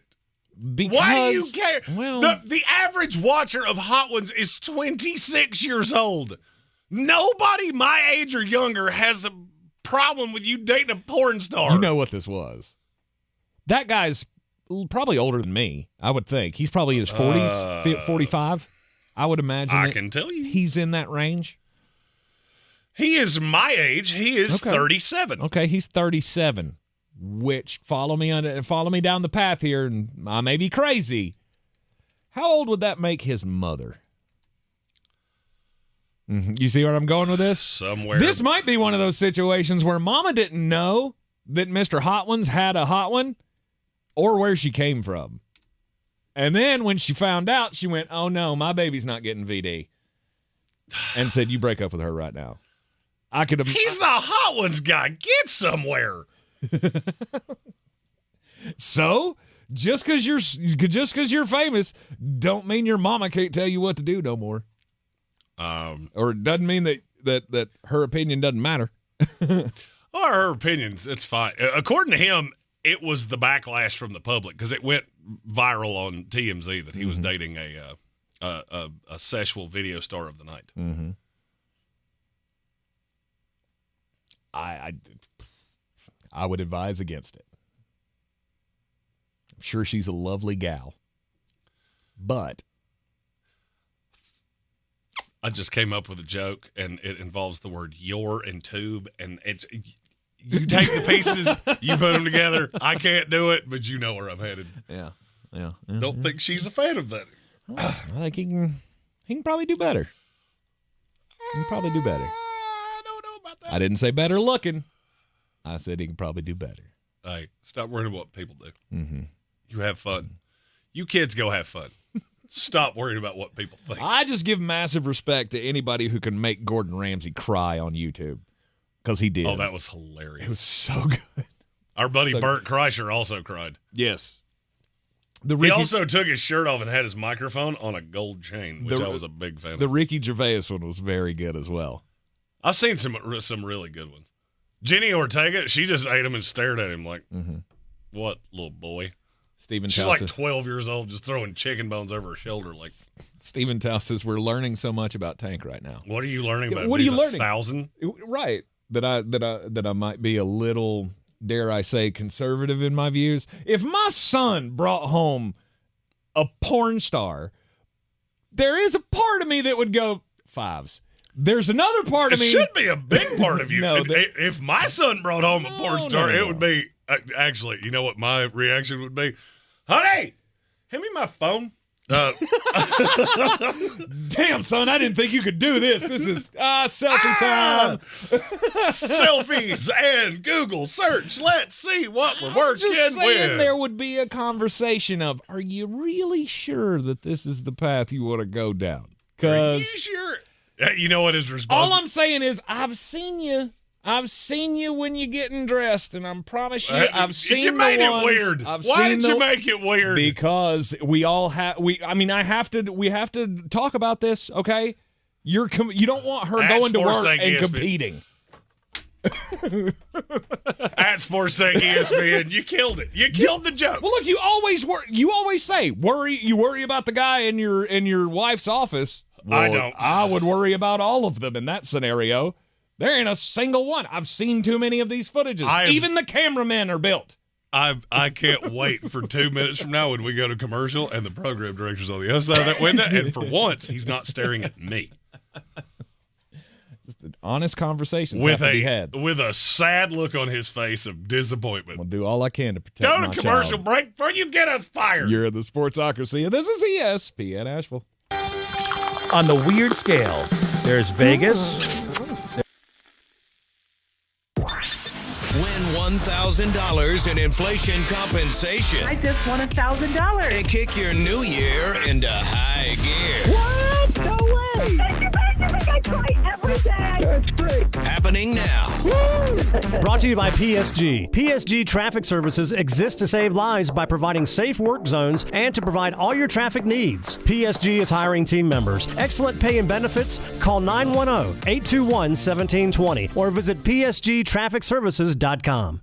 Patients everywhere are experiencing joint pain relief thanks to QC Kinetics regenerative treatments. So how does this non-surgical approach work? QC Kinetics Medical Director Dr. Aaron Wolkoff explains. Is like when you get a paper cut and the cells that come onto that scene first stop the bleeding, and then it recruits more cells to form new skin and new soft tissue. And then you look down a week later, 2 weeks later, and it's like nothing happened and that paper cut never existed. In this same way, QC Kinetics uses your natural biologics to help repair and restore aching knees, hips, shoulders, and backs. We take those same similar cells in different areas that are arthritic, are painful, and we cause this kind of internal self-healing that can resolve patients' pain. Relief without surgery. See if you're a candidate for QC Kinetics regenerative treatments. Call QC Kinetics, 828-333-9517. That's 828-333-9517. 828-333-9517. Texting enrolls you into recurring automated text messages. Consent not required to purchase. Message and data rates may apply. Hey, Dan, how you doing? Haven't seen you around the gym for a while. Yeah, I've really fallen off. Since I turned 40, I just don't get the results I used to get. Could be lower testosterone. Lower T? Yeah, I went through it a while back. Once you hit 40, your body has less free testosterone. I got Nugenix Total T, and it's made a huge difference for me. I've seen that on TV. Is it for real? Oh, yeah. The patented key ingredient is something called Testofen, which helps boost free and total testosterone levels to help you trim up and stay lean. And it's made a difference for you? Man, I feel like I'm in my 20s again. At work, in the gym, and in the bedroom. Are they still giving out complimentary bottles for people to try it for themselves? Yeah, you just need to send them a text. Text TAP to 321-321 right now for your complimentary bottle of Nugenix Total T, the #1 selling testosterone booster at GNC. Plus, text now and we'll include a bottle of Nugenix Thermo, our most powerful fat incinerator ever, to help you get back into shape fast. Absolutely free. Text TAP to 321-321. That's TAP to 321-321. 63 Americans a day die by gun suicide.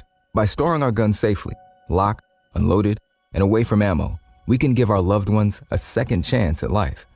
Learn more at endfamilyfire.org. Brought to you by Brady and the Ad Council. At Ingles, whether we're celebrating Friday night rivals, televising college basketball games, bringing the Fan Fest to semi-pro soccer, or taking you out to the ball game at your minor league park, it's all in the bag. Ingles, low prices, love the savings. If you're looking to buy, sell, or invest in real estate in the mountains, you need to call the agents at Clarissa Sells WNC, brokered by eXp Realty. Check us out online at clarissasellswnc.com. Download our free app on Google Play or the App Store. Type in Asheville Home Search. You'll be able to connect with our team and see all the available homes for sale in our area. For more information, contact us today at 828-774-6343 or clarissasellswnc@gmail.com.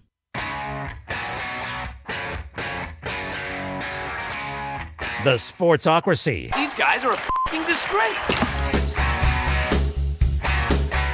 It is the Sportsocracy. We're live in the Ingles studio. Don't worry, gang. We only have another hour left of this program. Today. And then we're here. We'll be back. We'll be back on 3 hours Tuesday. a day forever. Yeah, we'll be back on Tuesday. Monday is a holiday, so we will be enjoying the day off and probably the Daytona 500 as well on Monday. Still remains that it looks like that's going to get rained out on Sunday. May have to just run the whole thing on Monday. So it is what it is. We are making our way to the next hour with Daily Draft coming up at the top of the hour with the biggest impact free agents is what we will focus today's draft on. And we'll close out the hour here with the rest of the quarterback matchmaker, we've already decided that the Pittsburgh Steelers are going after Baker Mayfield, so who's going to be my quarterback? That's what I want to do. Baker Mayfield. Yeah. We said that's where they would be best. They didn't say that was what was going to happen. I was hoping to slip that one in there. All right. Next. The New York Giants are a team we had not talked about. Yeah. It's going to be Daniel Jones. Yeah, I don't see them doing anything chalk else. that up. I think Washington is best suited sticking with Sam Howell. Mm-hmm. I wouldn't hate it if they took Marvin Harrison Jr., but I would like it better if they traded down. Because there are enough teams that need a quarterback, and you're in way better shape than all of them. Mm-hmm. You still got 2 years on Sam Howell real cheap, so you're in better shape than Chicago. You're in way better shape than New England. You're in better shape than the Raiders now, who just have Aiden O'Connell. I think you have to move down. I've run probably 25 mock drafts with Washington, and I hate every class when they stay at 2. Because you stay at 2, you got to take the wide receiver or the quarterback one way or the other, and that doesn't do anything to resolve. Well, now that I think about it, I haven't taken Marvin Harrison Jr. yet. Okay. But either way, it won't solve your biggest problem, which is your offensive line. Yep. So it's trade down, get the offensive lineman. Build around Sam. And you would basically have to do that with Atlanta to ensure that you get one of the top 2 guys. But they won't. I think they'll go Drake. You may be right. Minnesota, to me, is best suited to stick with Kirk Cousins. Yes. Because outside of that, you're going to end up with Bo Nix. And you know how I feel about that. Mm-hmm.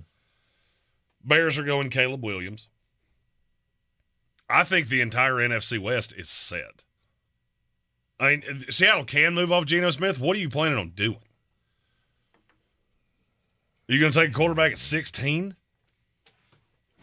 Maybe. I mean, we talked about that yesterday, and they opened up the opportunity to do it. Or maybe they get in on Jimmy Garoppolo or something. I don't know. I don't know why you would trade one for the other. Why would you trade a mediocre quarterback for a mediocre quarterback? I don't have a good answer to that. You wouldn't. Keeping Geno makes sense to some degree. It makes more sense than everything else does. Mm-hmm. Because there's just not a whale out there that I think you can procure. Because, I mean, I'm looking down going, who's the one that could be available that I'm not even thinking about? And I don't have one. Mm-mm. And then you come to the NFC South, of which I think maybe the only division I've ever seen that every one of them would move quarterbacks if they had the ability, and 3 of them don't. Yeah. Atlanta is the only one that needs one right or well, I mean Tampa technically, but Baker is going to be signed. I look at Atlanta as you're probably the team that the entire offseason hedges on because you're probably the first one to make the major move. Mm-hmm. Because I'm going to ask you a question. You tell me if I'm looking at this the wrong way. I don't see a path that they don't either make a move on Kirk Cousins, a move on Justin Fields, or a move to get into the top 3. Do you? Agreed. I see no path that one of those 3 things doesn't happen. Yep. And you have to do it. You're too desperate. That division's too bad because with any of the 5 quarterbacks that I just said, well, we'll say 4 because I don't think Caleb Williams is on the board here. Drake May, Jaden Daniels, Kirk Cousins, Justin Fields. I think you win that division next year with any of the 4 of them. Mm-hmm. That's how much better you are, top to bottom, than the Bucs, than the Saints, than the Panthers. Panthers are a year away from being a year away. Tampa Bay, awesome. You won, 8 games last year? 10. Oh, you're talking about the playoff game. You won 9 in the regular season. Mm-hmm. Whoa. You won the worst division I've ever seen. And the Saints, it's all Dennis Allen. If you had any other coach, your coach could be Henry Winkler from The Waterboy. It could be Tank Spencer. It could be the cup I'm drinking out of. I'd take you to win this division. Dennis Allen, I won't. Yep. You've burned me too many times, and I'm not doing it again. All right. That's all of them, right? All the quarterbacks? Or all the quarterback-needy teams? Correct. You're in the Sportsocracy. This is ESPN Asheville, 92.9 FM, 880 AM, and 1400. There is but one free agent quarterback that's available Who else is available? Who else is going to get signed? We'll talk about it all up next. Daily Draft is coming up at the after the break, as well as we will draft the impact free agents for this offseason. This is your Exergen Temporal Scanner weather forecast on ESPN Asheville. One more mild day, then some colder weather on the way here, especially as we head on through tomorrow and tomorrow night. Clouds 60 today, tonight late, some showers around. It could end as a brief period of snow as we drop down close to freezing. And some of the higher elevations, better opportunity for some snow showers early Saturday, maybe light accumulation. Then partly sunny, windy at times, and cold Saturday, 40. Sunday will wake up in the upper teens to low 20s, sunshine and 50 in the afternoon. From the Weather Channel, I'm Ray Stajic. Are you a business owner, CEO, or responsible for marketing? If you are, iHeartMedia can help you reach your goals and find new customers. We reach more consumers in your target area than anyone else, and we can give you access to those potential customers more cost-effectively across radio, digital, podcasting, and social. We'd love to show you how iHeartMedia can work for you. Get started today at iHeartAdvertising.com. That's iHeartAdvertising.com. The madness begins in Asheville. Make sure you're at the Harris Cherokee Center Asheville March 7th through 11th for the 2024 Ingalls SoCon Basketball Championships. Experience fun for the whole family as your favorite SoCon teams compete for a championship and a berth in the NCAA tournament. Book your travel and tickets by logging on to SoConHoops.com or by contacting the Harris Cherokee Center Asheville box office. Get your tickets today. My name is DeMar Hamlin. I play for the Buffalo Bills, and I play safety. It's American Heart Month. As the national ambassador for Nation of Lifesavers, I'm joining the American Heart Association on its 100th birthday to encourage you to learn CPR, because together we can save lives. Nearly 3 out of 4 cardiac arrests that don't happen in hospitals happen in homes. If the time comes, be ready. Join me to ensure everyone has the chance to live longer, healthier lives. Visit heart.org/nation. From the Ingalls Studios, this is ESPN Asheville, WPEK, W225CJ Fairview, WMXF Waynesville, and iHeart Radio Station. Now, your chance to win $1,000. Just enter this nationwide keyword on our website. Pay. That's pay. Enter it now. Log on now to ESPNAVL.com. And good luck from your friends at ESPN Asheville. The Sportsocracy. It fires me up, man. I love it. Say it one more time. The Sportsocracy. Shake it back! Beer City's best sports talk. It is gross. Just earlier. They are mature, actually. You just have to get to know them better. Your lunchtime dose of dumbassery. Live from the Ingalls studio. It is ESPN Asheville 92.9 FM, 880 AM, 1400, and we're heard everywhere on the iHeart Radio app. See, there's really no excuse for you not to listen. We give you 3 sticks to listen on. You can take us everywhere on your smartphone. Not only listen to us on the iHeart Radio app, but you can also watch us live on YouTube. Just go to thesportsocracy.com, click the live video link, subscribe to the channel, and join us in the chat. One job. They've tried to fire us, and we just keep coming back. Yep. We're like the cockroaches of sports talk. Let's go. Yeah, we ain't going nowhere. All right. We can't be stopped now. Daily draft time, and we're gonna get into free agents, impact free agents in this offseason. We have a star-studded group, as we do each and every year, of guys that are coming up for contracts. Yes. We also have a very large super chat. I was getting there. Well, you take too long. All right. I was getting there. The next words out of my mouth were going to be, at the top of the class is Chris Jones. And the question is he going to hit the market or not? Are they franchising him? Because you got a massive decision to make here. So, Cousin Colin Greene? Nope, that's not Cousin Colin Greene. I keep doing that. I see do. Colin, and I just imagine that it's Colin. Which is funny, because they've both been here. They're It's both been a while. OGs. Yeah. And you call him the wrong Colin all the time. I do. Sorry. Colin, I apologize. Colin, put your real name in your YouTube Please do. handle so Tank will stop calling you the wrong person. Actually, why don't you just change your name to Colin Not Green, and then that'll sort it out for me. He says, Jeremy and Tank, much love. And I have a question. So what are the odds that my Chiefs re-sign Chris Jones and L'Jarius Sneed and getting a wide receiver in free agency? And what do you think that they are going to do in the draft? So for this exercise, we're putting Chris Jones into the free agency pool because I don't see a path that they're franchising him. I don't think they can. I've worked the numbers on it. Doesn't make sense. You're going to have to sign him to a long-term deal because you're going to have the maneuverability. I think you franchise L'Jarius Sneed, and you're almost going to have to kowtow to the demands of Chris Jones. Mm-hmm. You know he wants to be paid like Aaron Donald, and I think you have to do it. Yes, you do. There's no way around it. So he is available in our free agency draft, but I also think Kansas City has a really, really good shot of bringing him back. Well, so you will not have to wait long to hear his name called. There's also a free agent wide receiver that's available that I think would look good in Kansas City, but it's not just Kansas City. Mm-hmm. And then I come to the draft. There are two guys that I think go roughly in the area. Well, actually, there's three that I think go roughly in the area where Kansas City picks, and I would love any of the three of them. Keon Coleman from Florida State, A.D. Mitchell out of Texas, Troy Franklin out of Oregon. Any of those three, I think that's a legit two. Mm-hmm. And I'll be honest with you, I wouldn't hate signing one and drafting one.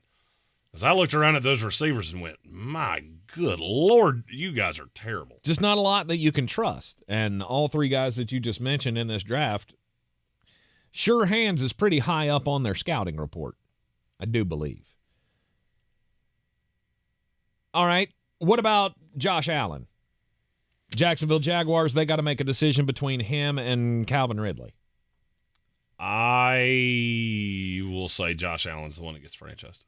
So I'll say he's off the board. I would agree. I would agree with that. T. Higgins. He's off the board. Evan Doyle made me look at it. I do. Really? They have too much money. I mean, they have like the sixth most cap space in the league. They're not letting T. Higgins walk for nothing. I mean, the franchise tag on him, I believe, is $20.2 million. He ain't getting out of town for $20 million. Mm-hmm. It's not happening. If anything, I would bring him back for a year. Tag and trade him. And I don't think I'd even do that.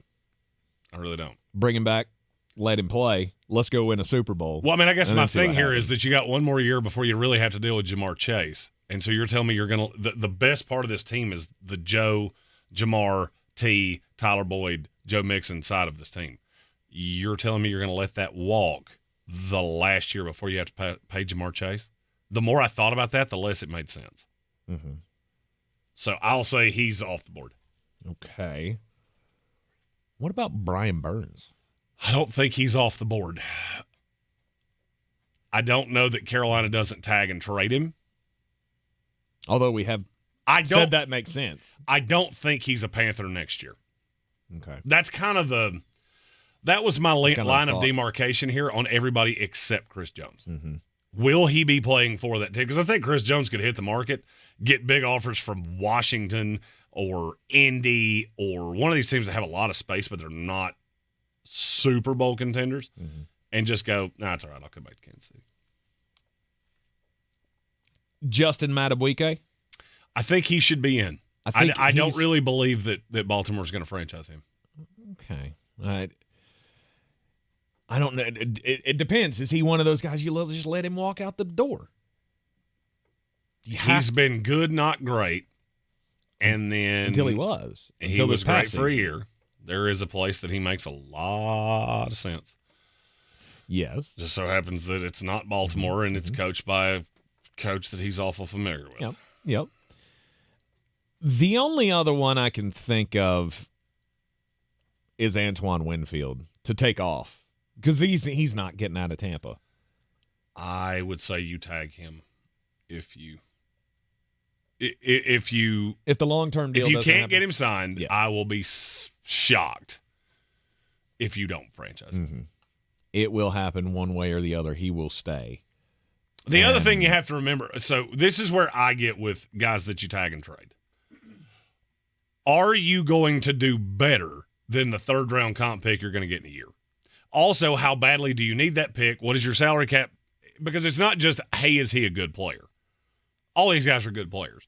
If it was just giving them the franchise tag, then we'd tag them all. But it's not. There's way more that goes into it than that. And if you look at the Ravens are killed against the cap. They also have Patrick Queen that's coming up. I don't think they're using the tag on either one of them. Okay. They also draft obnoxiously well. Anybody else that you think could get tagged? Jalen Johnson from the Bears. Jalen Johnson could get tagged. I don't think he will. And they very well could get it done with him. But Michael Pittman is a guy that I think could get tagged, but I don't believe he will. And Christian Wilkins, he could get tagged. But and with Miami, their financial situation is so bad, I don't think they can. What about Leonard Williams? He's another kind of. He's too old. He's too old. I don't think you're paying him top 5 defensive tackle. How old is he? 31. Really? Man, I'm old. You are old. I don't feel like he's been in this league that long. Stephen Tao says it's blasphemous to allow Madubuike to go. Hey, do me a favor. You do realize that Baltimore doesn't do that, and you're always okay, right? Baltimore's also the team that looks at a guy and goes, hey, we got the most out of him. You want to pay him $25 million? More power to you. We'll just go draft this dude from Roast Beef, West Virginia Tech State University and turn him into a Pro Bowler. How boot that? Is Madubuike... He weighed 400 pounds in high school, and now he's just this big raw ball of clay, and we're going to turn him into Ndamukong Suh. I mean, it just depends on if you feel Madubuike is a guy that you can't let walk. Well, Baltimore's biggest problem is the financials. Mm-hmm. I don't know how you would get him because there's more that goes into it. You have to use the franchise tag. You have to, on the tag date, and I can't remember when it is. It's in a couple weeks. You have to be able to sign that player to the tender. So they have to be able to sign the tender the minute that you tag them. And you still have to be able to fill out a 53-man roster. And if I'm not mistaken, I don't think Baltimore can do that. Okay. Unless they restructure a bunch of guys, and they don't tend to do that because they never end up in cap hell like that. All right.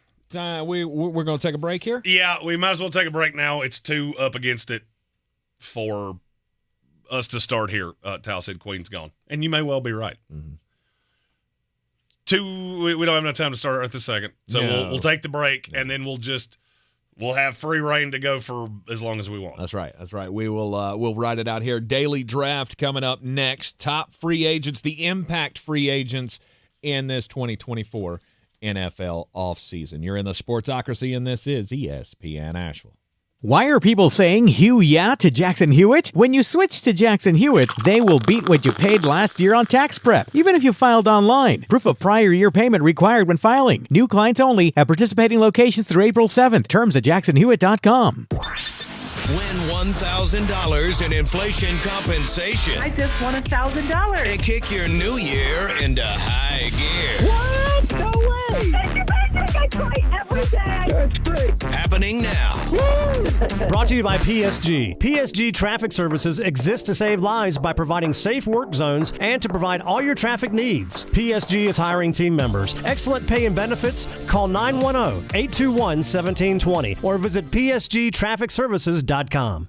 Texting enrolls you into recurring automated text messages. Consent not required to purchase. Message and data rates may apply. Hey, Dan, how you doing? Haven't seen you around the gym for a while. Yeah, I've really fallen off. Since I turned 40, I just don't get the results I used to get. Could be lower testosterone. Lower T? Yeah, I went through it a while back. Once you hit 40, your body has less free testosterone. I got Nugenix Total T, and it's made a huge difference for me. I've seen that on TV. Is it for real? Oh, yeah. The patented key ingredient is something called Testofen, which helps boost free and total testosterone levels to help you trim up and stay lean. And it's made a difference for you? Man, I feel like I'm in my 20s again. At work, in the gym, and in the bedroom. Are they still giving out complimentary bottles for people to try it for themselves? Yeah, you just need to send them a text. Text TAP to 321-321 right now for your complimentary bottle of Nugenix Total T, the #1 selling testosterone booster at GNC. Plus, text now and we'll include a bottle of Nugenix Thermo, our most powerful fat incinerator ever, to help you get back into shape fast. Absolutely free. Text TAP to 321-321. That's TAP to 321-321. That's right. He's back. Joe Rogan Podcast. Check it out. The Joe Rogan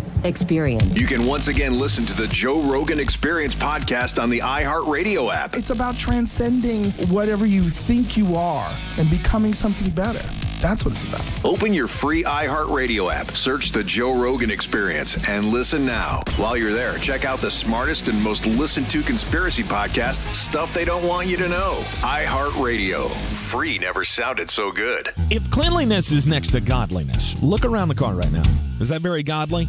Look, life comes at you fast, but so does WBNC Auto Detailing. They have the tools to make your interior look like it's coming off the showroom floor. You don't believe me? Check them out on Instagram. All that filth and years of stains disappear. WBNC Auto Detailing does full interior and exterior details with paint correction, and they do wax and ceramic coatings. Call WBNC Auto Detailing at 455-3700. Premium care with a Southern hospitality touch. At Ingles, whether we're celebrating Friday night rivals, televising college basketball games, bringing the Fan Fest to semi-pro soccer, or taking you out to the ball game at your minor league park, it's all in the bag. Ingles, low prices, love the savings.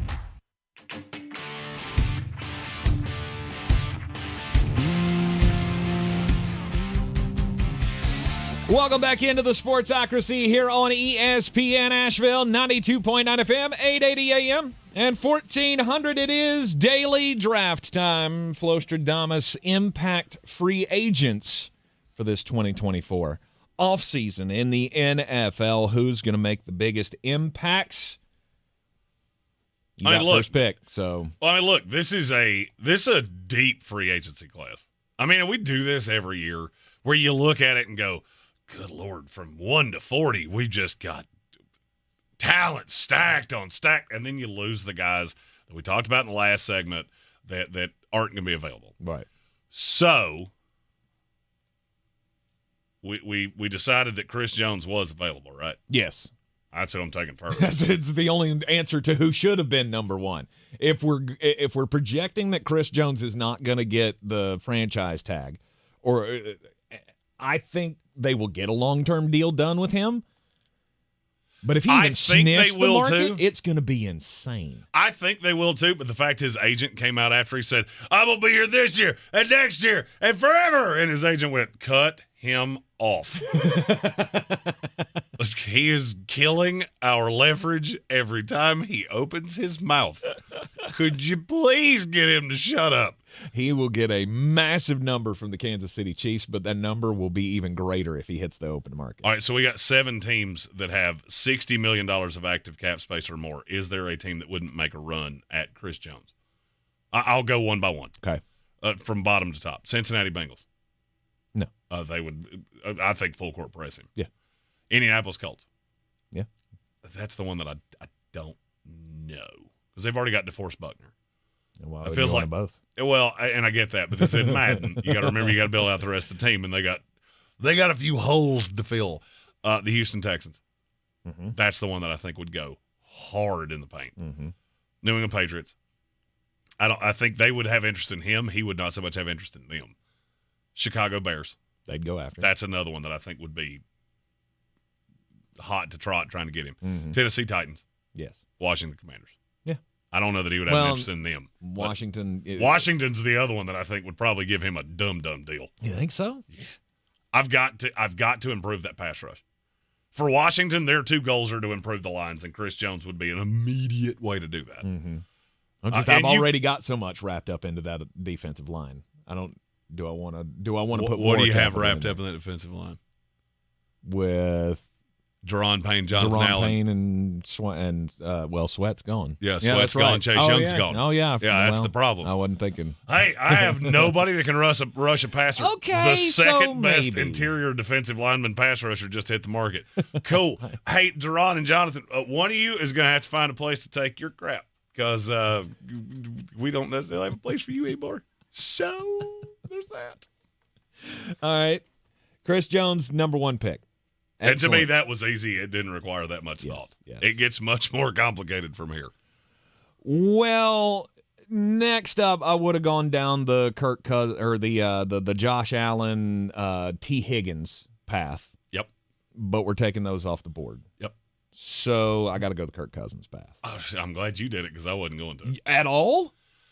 Are you serious? He's the only impact quarterback on the market. That's a free agent. Mm-hmm. I don't know. All right, so just humor me here. and this is where my brain goes with the Kirk Cousins thing. Mm-hmm. Name me the spot that he lands that becomes a immediate contender. Well, I mean, now you're putting it out of reach. Here. There you go. There's not. Oh, if he goes to the New England Patriots, whew, don't care. I don't care at all.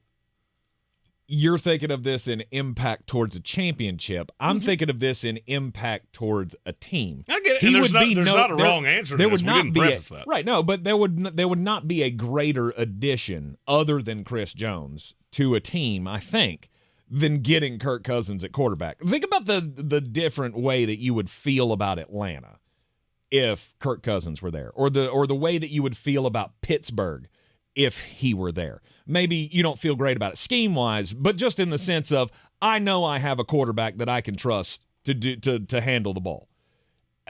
It would make a great improvement. I would feel way better about Pittsburgh being a playoff team next year if I knew Kirk Cousins was taking their snaps. I would feel way better about laying a wager on the Atlanta Falcons to win the South if Kirk Cousins was the quarterback. I get it. I do. I get it. And look, I think he would be a nice addition to several teams. I don't know that he's going to promote winning. Mm-hmm. Because I think Minnesota is probably the team that would win the most games with him. Atlanta, but I still don't necessarily know that that's – I think that may be more of a pipe dream. We were talking about that with Bill, and now we just don't want to let it die. Right. So, we're just looking at open slots. I'm not saying I wouldn't have drafted him. Mm-hmm. I'm just saying it wouldn't have come this early. You're right. It wouldn't have been first. Quarterback is king in the NFL, and I can't ignore that rule. And I couldn't take the chance that you were going to take him away from me. And I might have. I can't say I wouldn't have. Now the question is, do I know you as well as I think I do? I have written a name down here on this little tableau of paper that I have in front of me. Ooh. And I'll bet you I know who your next pick is. All right. Does he play for a team close to here? No. Really? Then you're going to be wrong, because I'm going Brian Burns. Oh. Well, I thought he was going to cheat the system and take Antoine Winfield. Oh, no. He's not getting out of that building. I know, and you said that, and yet I still thought you were going to cheat and go, Antoine Winfield. No. He's the greatest player in the NFL, and I take him, and I win because my name's on the door. That's how I thought that was going to be. I mean, he's the best safety in the NFL. There's no doubt about it. He's not getting out of that building. Of guys that will actually be available, I'm not so certain that we're not going to see Brian Burns be made available. I don't know that they pick up the tag. I think he's more a tag and trade. He was the one that was the hardest for me because Carolina can't afford him to get out of the building for nothing. I can't afford for this to be a comp pick that we get next year. No, I need something tangibly that plays on this team next year that I get for him. I think the most likely, and there's a team that he's been attached to, and I keep hearing this, the most likely is that the Rams offer up that, what is it, 19? Mm-hmm. I think they have 19. Or 21, one or the other. For him, and Carolina just goes, we're not doing any better, and we need a first-round pick. And that's how this resolves. Mm-hmm. I did not have him this high because I don't think he's quite the player that everybody else does. I'm not telling you that I don't think he's a good player, and that's what people hear when I say this. Mm-hmm. There were two that, for me, are light years ahead of Brian Burns. Okay, who are they? Christian Wilkins is my first one. Okay. Because I don't know a team that's not going to chase him. I feel like he may end up being the one that Washington or Tennessee, they look at and go, that's the guy we need to really tie our defense together. I'm also not sure that he's not the best player left. He plays kind of a position that doesn't get the love because he's not Quinnen Williams, he's not Chris Jones, and he's not Aaron Donald, but I would say he's right below the three of them. Well, he doesn't offer much in pass rush. He had 9 sacks last year. I mean, so I'm going to say I'm going to say I disagree. Okay, with you how there. about this? How about this? He's the Vita Vea, right? How about that comp? I don't agree with you at all. No, I don't feel like he's ever been a true threat pass rusher. I mean, 9 sacks for a defensive tackle is pretty damn good. Mm-hmm. Did he do that before this year? Because I don't think he has. I don't know that he's ever put up the. I don't know that he's ever put up the just stat metrics like that. I'll tell you in a second. Mm-hmm. Of course, you asked me a question that I didn't know the answer to, and I was 4 pages away from it. So right. I love Christian Wilkins. I do too. I'm not as a lifelong bars. Jet fan, please, God, somebody come get him out of this division because I do not want to have to deal with him anymore. He is a great defensive tackle. He's got a lot of range for a defensive tackle, and he's a hell of a run stuffer. I never saw him as that impact pass rusher. So I knew he had more sacks. I didn't quite realize it was this aggressive. He had 11.5 sacks his first 4 years. He had 9 last year. Okay. Well, I mean, here's the other thing you got to remember. This is the first time that team's been really legitimately good. I mean, they were a fringe playoff contender for a couple years. First 2 years, they were awful. And in Brian Flores' defense, that's not exactly what he was asked to do. So I think I'm almost glad that you said that way because I feel like that's the way people look at him. And that's from the outside looking in. I don't feel like that's how scouts, I don't feel like that's how front office people, I don't think that's how the league looks at him. They look at him like he's 28 years old. He's in the prime of his career. Yes, he wants to be paid, and I'm here to pay him. I have no qualms with that. He's a hell of a player. I just wouldn't have had him above Brian Burns, who I value as a premier pass rusher in this league. I'm not saying but he's a premier pass rusher, and he's not really anything else. Yeah, so like a 3-4 team, am I going to stand him up? Because I don't think he's been particularly good at that. And you tell me all the statistical metrics, and I'll fire back the analytics at you of, you remember when you drafted him, and I said, do not stand him up because it will not go well? It's weird. I've said that about Jared Verse. I've said it about Jermaine Johnson. I've said it about Brian Burns. I see a trend. I think he's a 4-3 end, or he's a situational guy in somewhere like L.A. There's a merit to that. Don't get me wrong. But to me, I'm going to say a name, and it's kind of a blast from the past, and you tell me where I'm wrong. Okay. Why does he remind me so much of Elvis Doomerville, even though they don't look at all alike? That is so wild you said that. That's exactly the name I had in my head was I get. And I'm not saying there's not a merit to that. I just wouldn't have taken it that But high. I had to give him a boatload of money, No too. doubt. So no doubt. I love Brian Burns. I think he'll be an impact for somebody. Not saying Christian won't, but it gets down to that whole premier position thing. And that's why I took a quarterback and an edge rusher before I got to anybody else. I get it. And you're probably going to poo-poo the one I'm getting ready to say here, and there's a reason I'm saying it. That's Jalen Johnson from the Bears. Oh, you bastard. If he's as good as what I saw this year, and he was asked to do quite a bit, you also have a positional scarcity. Because if I don't get Jalen Johnson, okay, where do I go from there? We already said L'Jarius Sneed gets franchised. Who's the second best cornerback on the market, and why are they going to get $1 billion more than they should? Because if Jalen Johnson goes back to the Bears, Kendall Fuller is the two, who I think is on his 43rd team. I'm so mad at myself for not doing it because I had to go premium position. I love how he defended premium position. I did, and then 45 seconds ago. I went, because that was the one that I wanted. That was the one that I was hoping you were going to bypass and let it fall back to me. Well, you should have known that, because if you remember the trade deadline, I was going, hey, if they're letting him seek a trade, why are the San Francisco 49ers and about 8 other teams not going, what do you want? I'll just give it to you. I wasn't thinking. I got this. I was thinking position scarcity, but not the most scarce position, if that makes any sense. I was trying to get an edge rusher in there because I knew it was going to be important, and then I forgot, but wait, there's only one corner worth having. Correct. On the free agency market, and it's Jalen Johnson. Kudos to you. How do you win again? Damn it.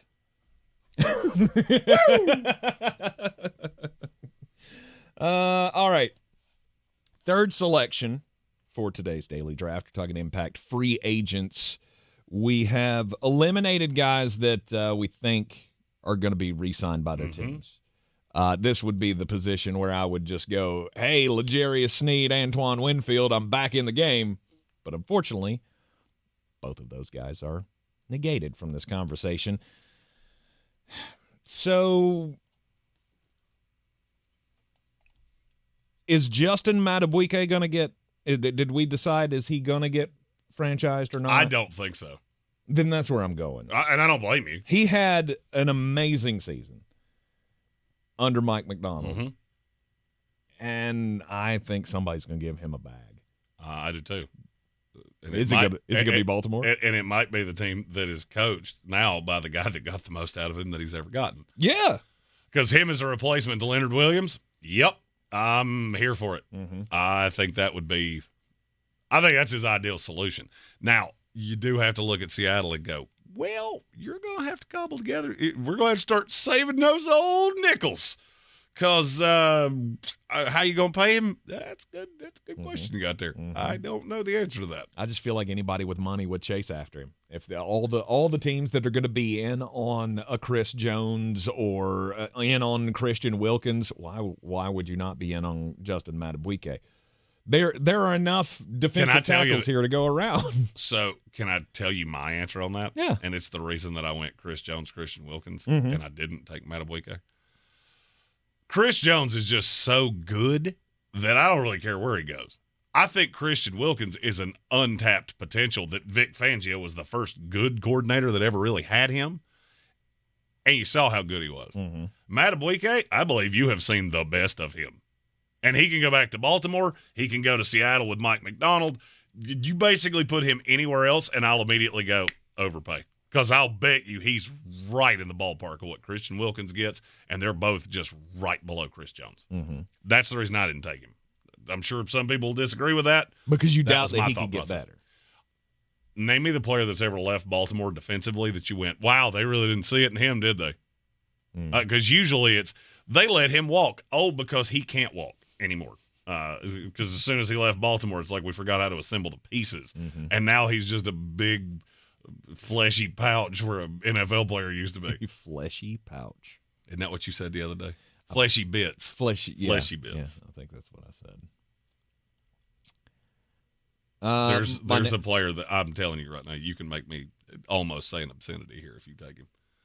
Is he a wide receiver? There is a wide receiver. Is he your favorite boyfriend from the Indianapolis Colts? Nope. Michael Pittman Jr.? He was on my list, but that's not the one that would make me say bad. Because I stared at it and I went, Jeremy probably plans on taking him, but this might be one of those times I can get him to curse. I'll take Michael Pittman Jr. And I know it's going to come as a shock from me, but I've said it since the season ended. He proved it to me. He proved to me that he can be a one in this league with a backup quarterback. Put him with anybody else. Put him with an actual quarterback.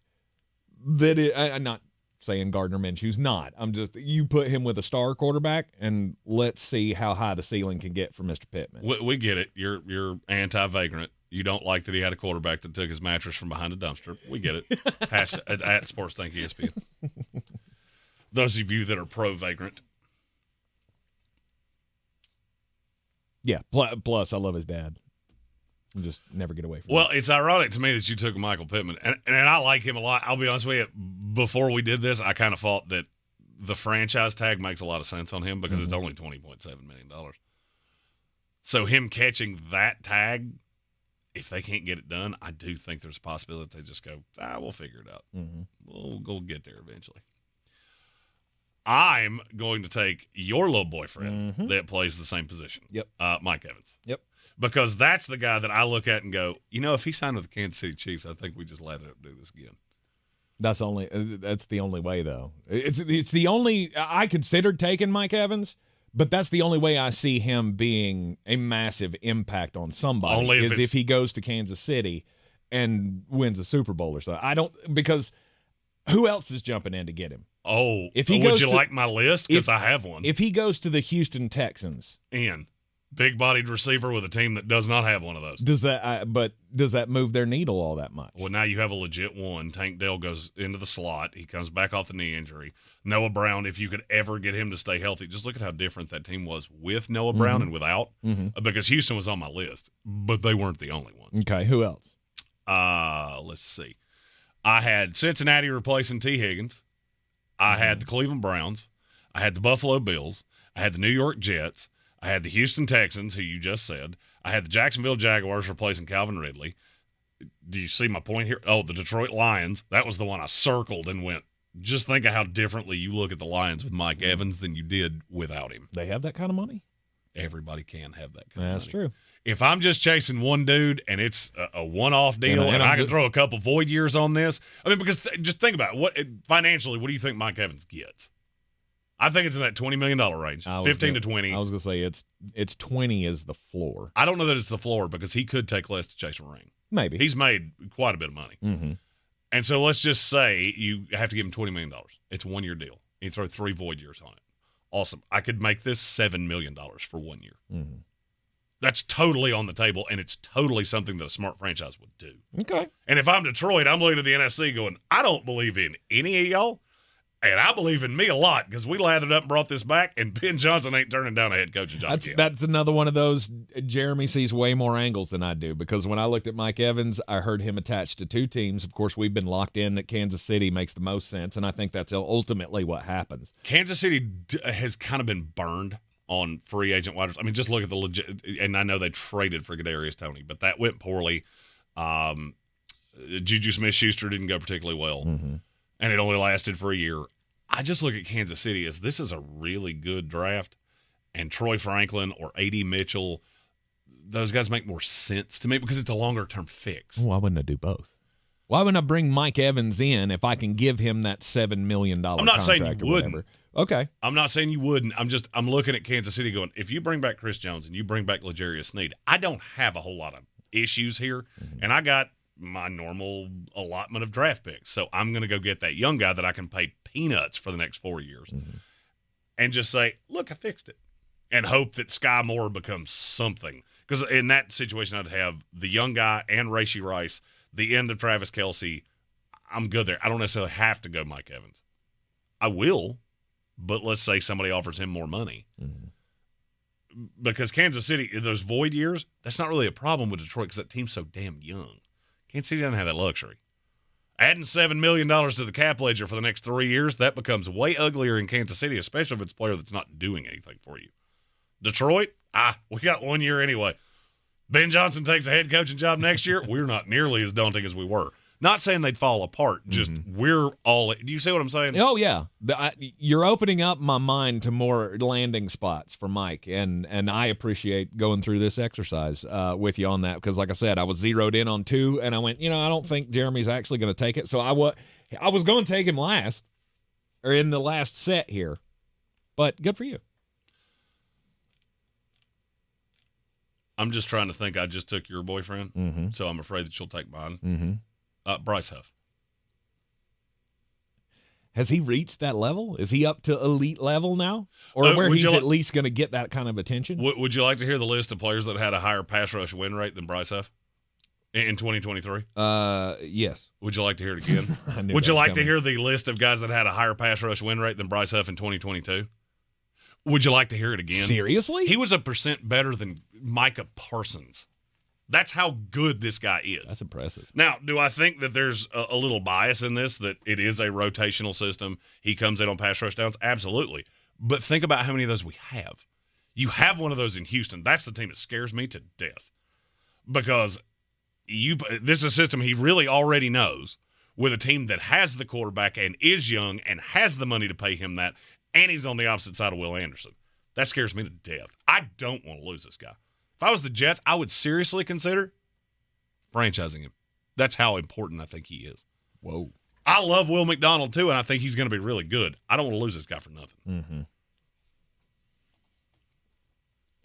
All right. 5th pick here for me.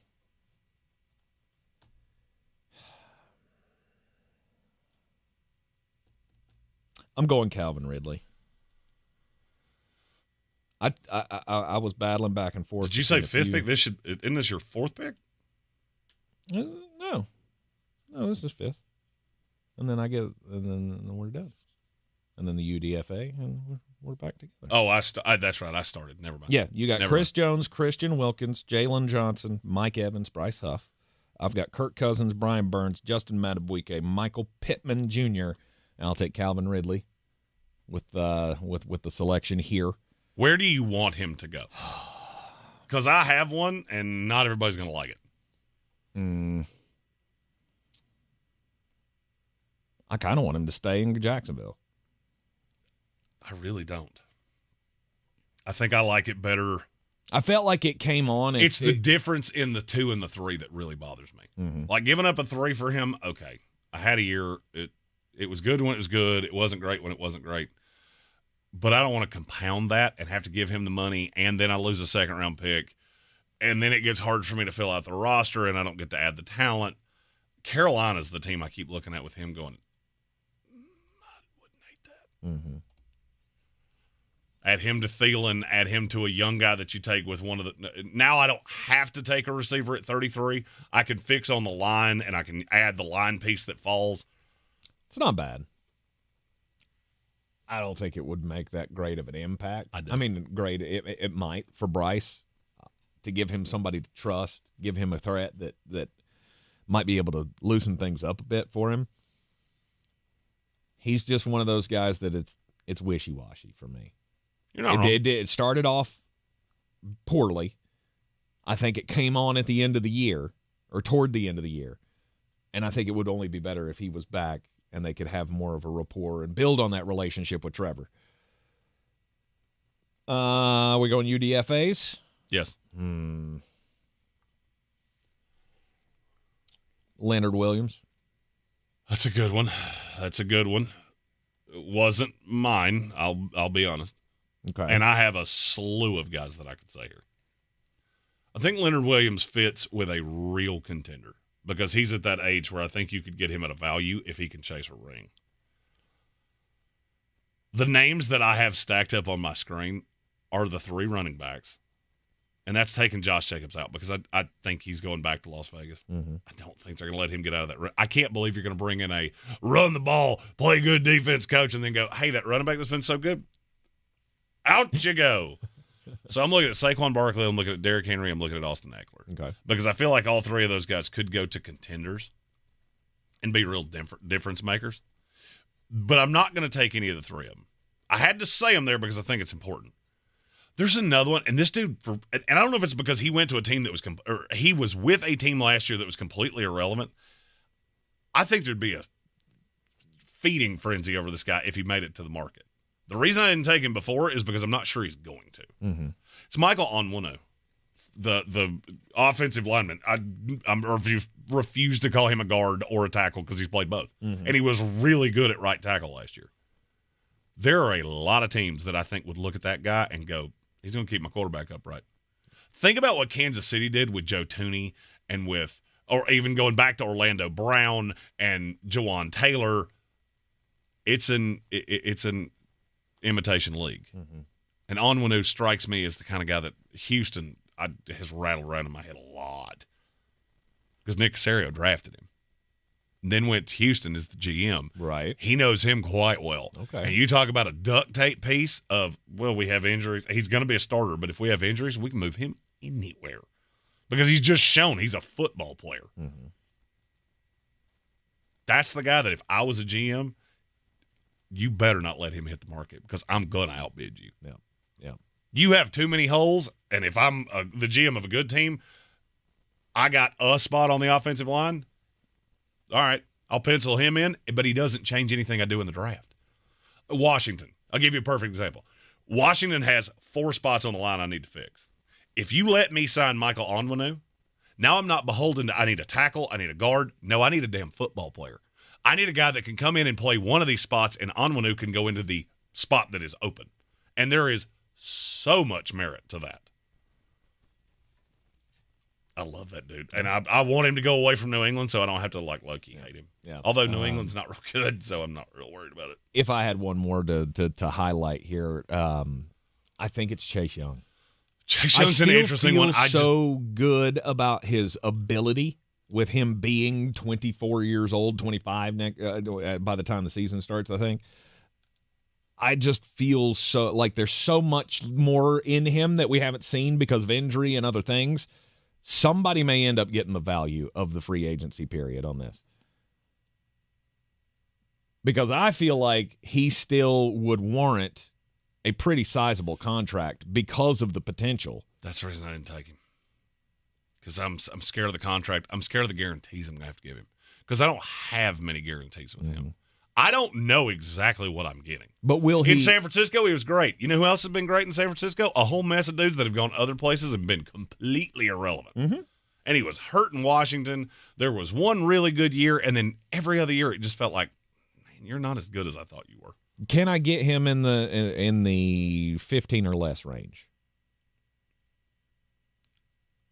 Maybe. And if that happens, I could end up getting a top 3 pass rusher in this league for $15 million. Potentially. Now, we haven't seen it, and we haven't seen him stay healthy. What scares me that's the problem. You know what scares me about Chase Young? What's that? This is not a great pass rusher draft. Mm-hmm.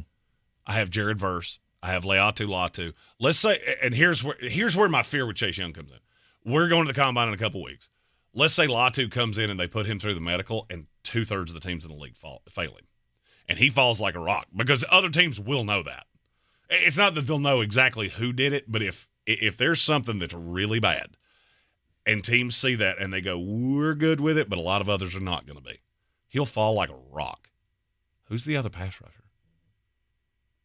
I mean, Dallas Turner, to me, he's only a 3-4 outside linebacker. I am not putting his hand in the dirt.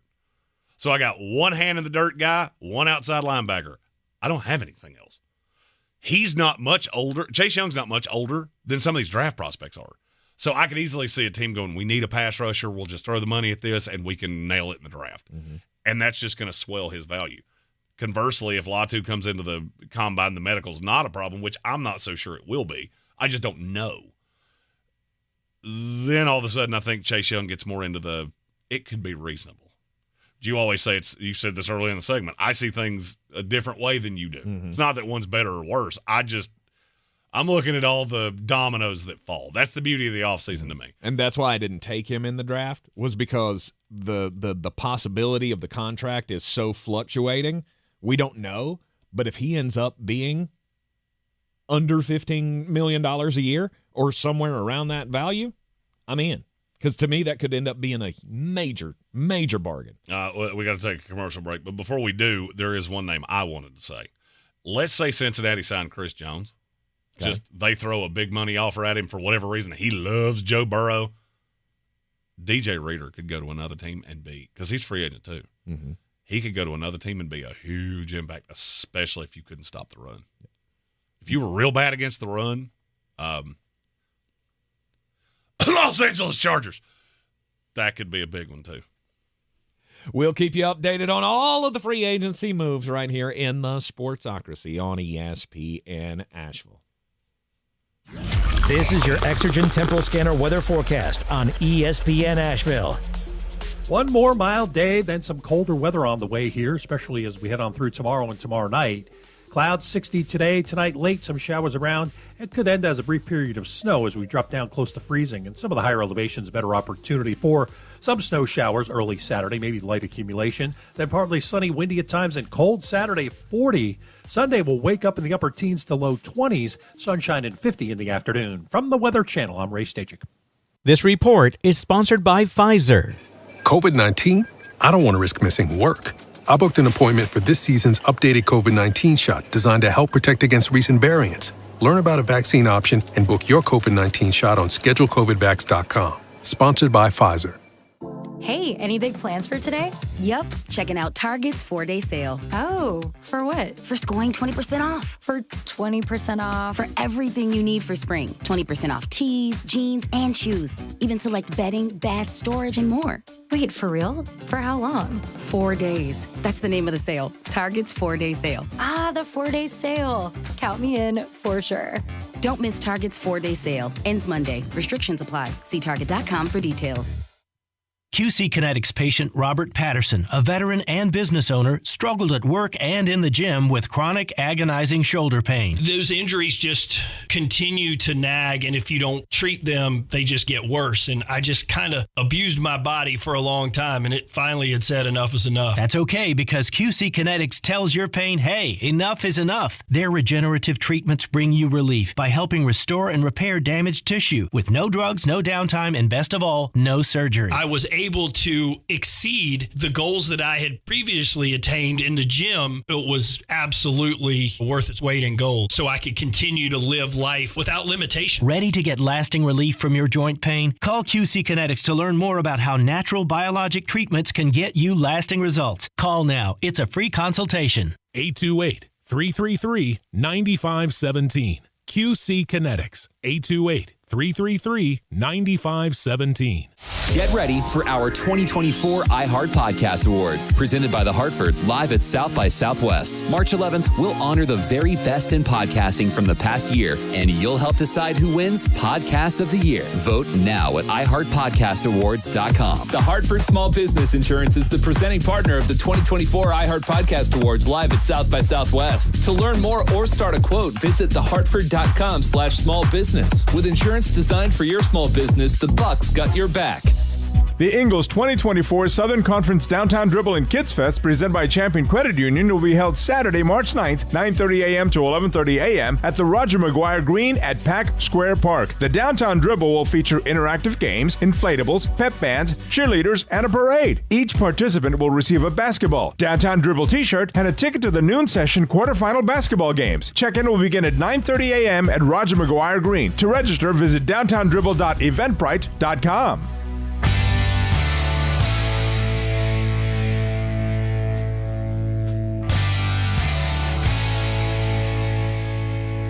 Welcome back into the Sportsocracy. This is ESPN Asheville, and we've got a bit of breaking news here. I didn't want to play the sounder though, because I'm not dancing and then talking about the parade shooting. We have charges that have been filed.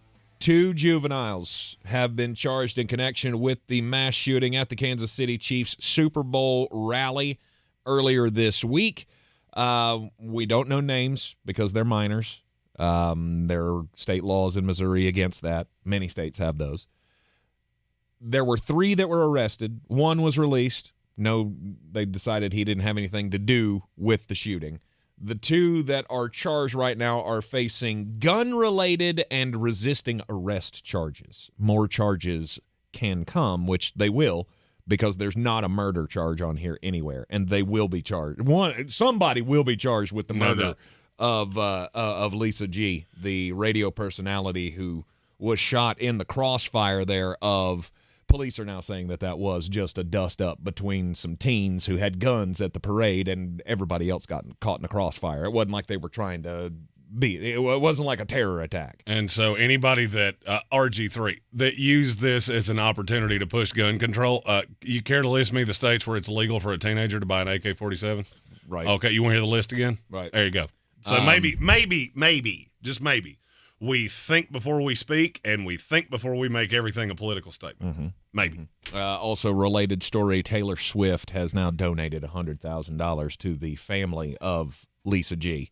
So which is good for her. That's a fantastic move. Yes, absolutely. Now, as regards to the pre-draft process in the NFL, it looks like there is a prominent group that's telling or giving some sage advice, as they see it, to their prospects. This is from Kalen Collar and was retweeted by Ian Rappaport.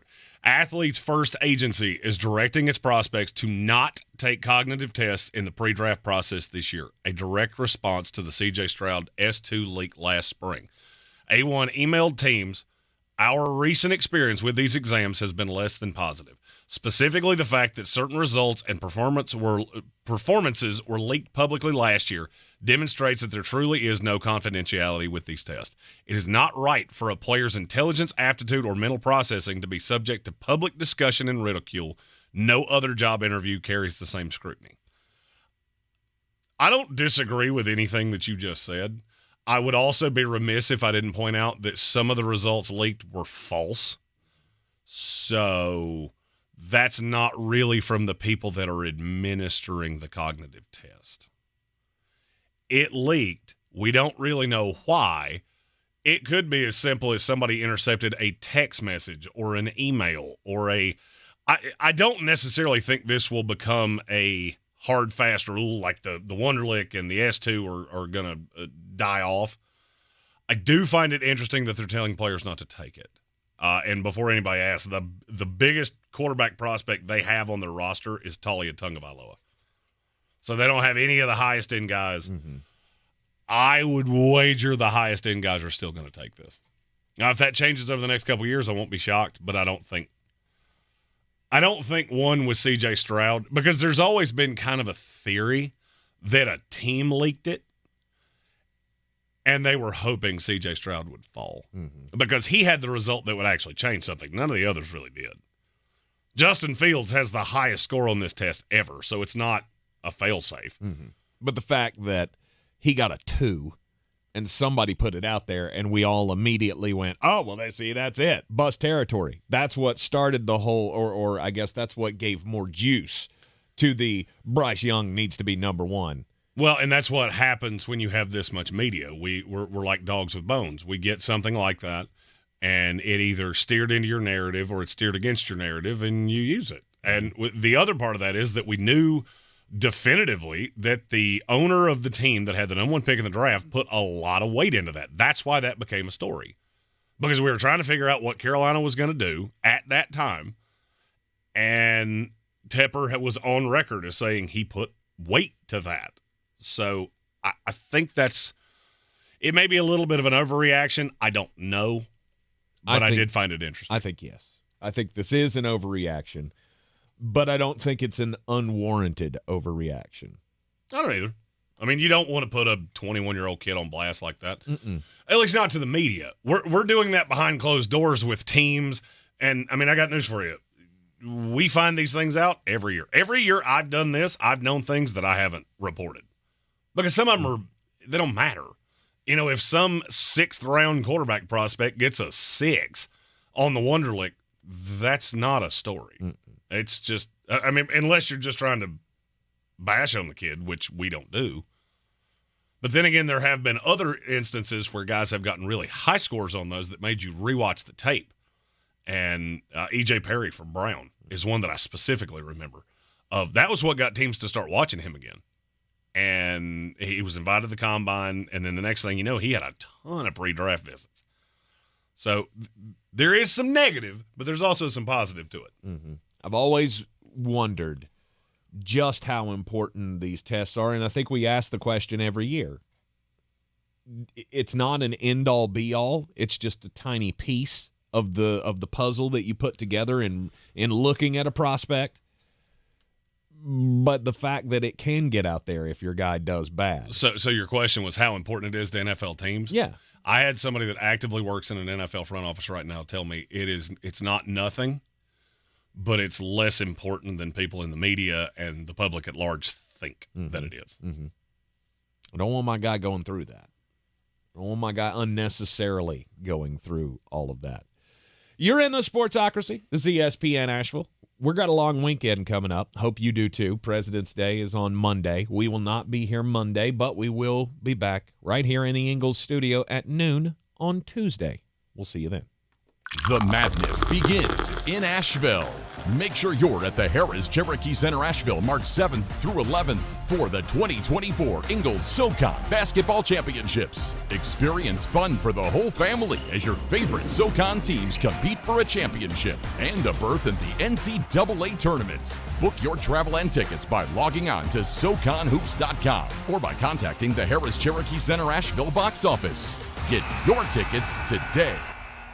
Sandstone Health and Rehabilitation is known for compassionate care for all across its 18 North Carolina locations. Whether your loved one needs short-term rehabilitation or long-term care, our exceptional staff and comprehensive services are here to support their recovery or ongoing needs. We got things transpiring here in old Western North Carolina, and that sports betting in this state goes legal on March 11th, and we have big news. We got a partner for you. It's DraftKings Sportsbook, America's top-rated sportsbook app. It will not be long until in the state of North Carolina. You can bet on same-game parlays, money lines, and props with DraftKings. Best features including odds boost, something we've never had before, and live betting. If you're watching a game like Jeremy does quite often and go, hey, why is Kansas City not – I need that. You can do it on DraftKings Sportsbook, and they're partnered with your favorite talk show here in North Carolina. It's all coming up on March 11th. It all goes live, and you want to sign up now. New customers, download the DraftKings Sportsbook app now and bet on all your favorite sports once we go live only on DraftKings Sportsbook. Coming to North Carolina, March 11th. Gambling problem? Call 877-718-5543 or go to morethanagame.nc.gov. 21 plus, North Carolina only. Eligibility restrictions apply, subject to regulatory licensing requirements. See terms at DraftKings.com/sportsbook/NC. Showtime Sports and Mountain Graphics have teamed up under new ownership by an Asheville native to better serve our community with the finest custom apparel and unique branded items at the best price. Showtime Sports and Mountain Graphics can customize whatever you, your team, business, or local group may need through high-quality screen printing, embroidery, and laser engraving right here in Asheville. Free personal delivery within Buncombe County and a reduced delivery fee anywhere in Western North Carolina. Visit ShowtimeSportsAVL.com and MountainGraphicsAVL.com. Your one-stop custom apparel shops. If you're looking to buy, sell, or invest in real estate in the mountains, you need to call the agents at Clarissa Sells WNC, brokered by eXp Realty. Check us out online at ClarissaSellsWNC.com. Download our free app on Google Play or the App Store. Type in Asheville Home Search. You'll be able to connect with our team and see all the available homes for sale in our area. For more information, contact us today at 828-774-6343 or ClarissaSellsWNC@gmail.com. The Sportsocracy. Why are you smiling? Because I love football. This is your Exergen Temporal Scanner weather forecast on ESPN Asheville. One more mild day, then some colder weather on the way here, especially as we head on through tomorrow and tomorrow night. Clouds 60 today, tonight late, some showers around. It could end as a brief period of snow as we drop down close to freezing. And some of the higher elevations, better opportunity for some snow showers early Saturday, maybe light accumulation. Then partly sunny, windy at times, and cold Saturday, 40. Sunday will wake up in the upper teens to low 20s, sunshine and 50 in the afternoon. From the Weather Channel, I'm Ray Stajic. What's better than winning a prize on a Multiply the Cash scratch-off? Oh, hello? Well, I guess I'd say probably... Winning every single prize. What's better than winning every single prize? I can't think of... Winning every prize times 2 with the Win-All Doubler. Well, you don't need me here, so I'm going to go pick up a scratch-off. New Multiply the Cash from the North Carolina Education Lottery with a chance to win every prize doubled. Must be 18 to play. Approximate overall odds of winning range from 1 in 3.77 to 4.71. Problem gambling helpline. 877-718-5543. From the Ingalls Studios, this is ESPN Asheville, WPEK, W225CJ Fairview, WMXF Waynesville, and iHeart Radio Station.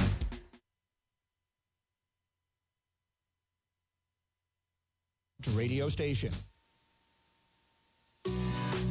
This is the Adam Gold Show. I think they'll add a player or two, and they should, but I think it's a shame that they have all this cap space and these questions in goal, and they don't seem to want to address that. And I get it. Prices are too high, and they don't want to give up those assets, or the contract situations are problematic, especially with what's going to happen, over the next couple of years as some of these guys, get into new contracts. I get all that. But I also think at a certain point with this group, you have to say, we can't keep saying next year. At some point, we got to throw some of these chips in the middle of the table. It's the Adam Gold Show. What's up, everybody? I am Adam Gold. Victoria's here. And it's a Friday. Right away. Right away, you hit me over the head with that. That's had to start it off. It's good. I've already been to the dentist today. Oh, boy. Yeah, just regularly scheduled cleaning. Yeah. So I've got one of those coming up next month, too. Absolutely. It's the season. So the hygienist who was cleaning my teeth today said, how often do you floss? And I said, what? What's that? She said, how often do you floss? And I said, I'm sorry, I didn't hear you. Yeah. And she asked it again. I'm like, no, I heard you. I heard you the first time. Yeah. That was my answer. Mm-hmm. Some people do it and some people don't. It's probably not a good thing, but I do it religiously. Do you? Yes. And I'm not saying kids floss. Yeah. Floss. Oh, yeah, you should. If the dentist tells you to floss, floss. It's one of those things where my genes don't help me out, and so I feel like even flossing and, yeah.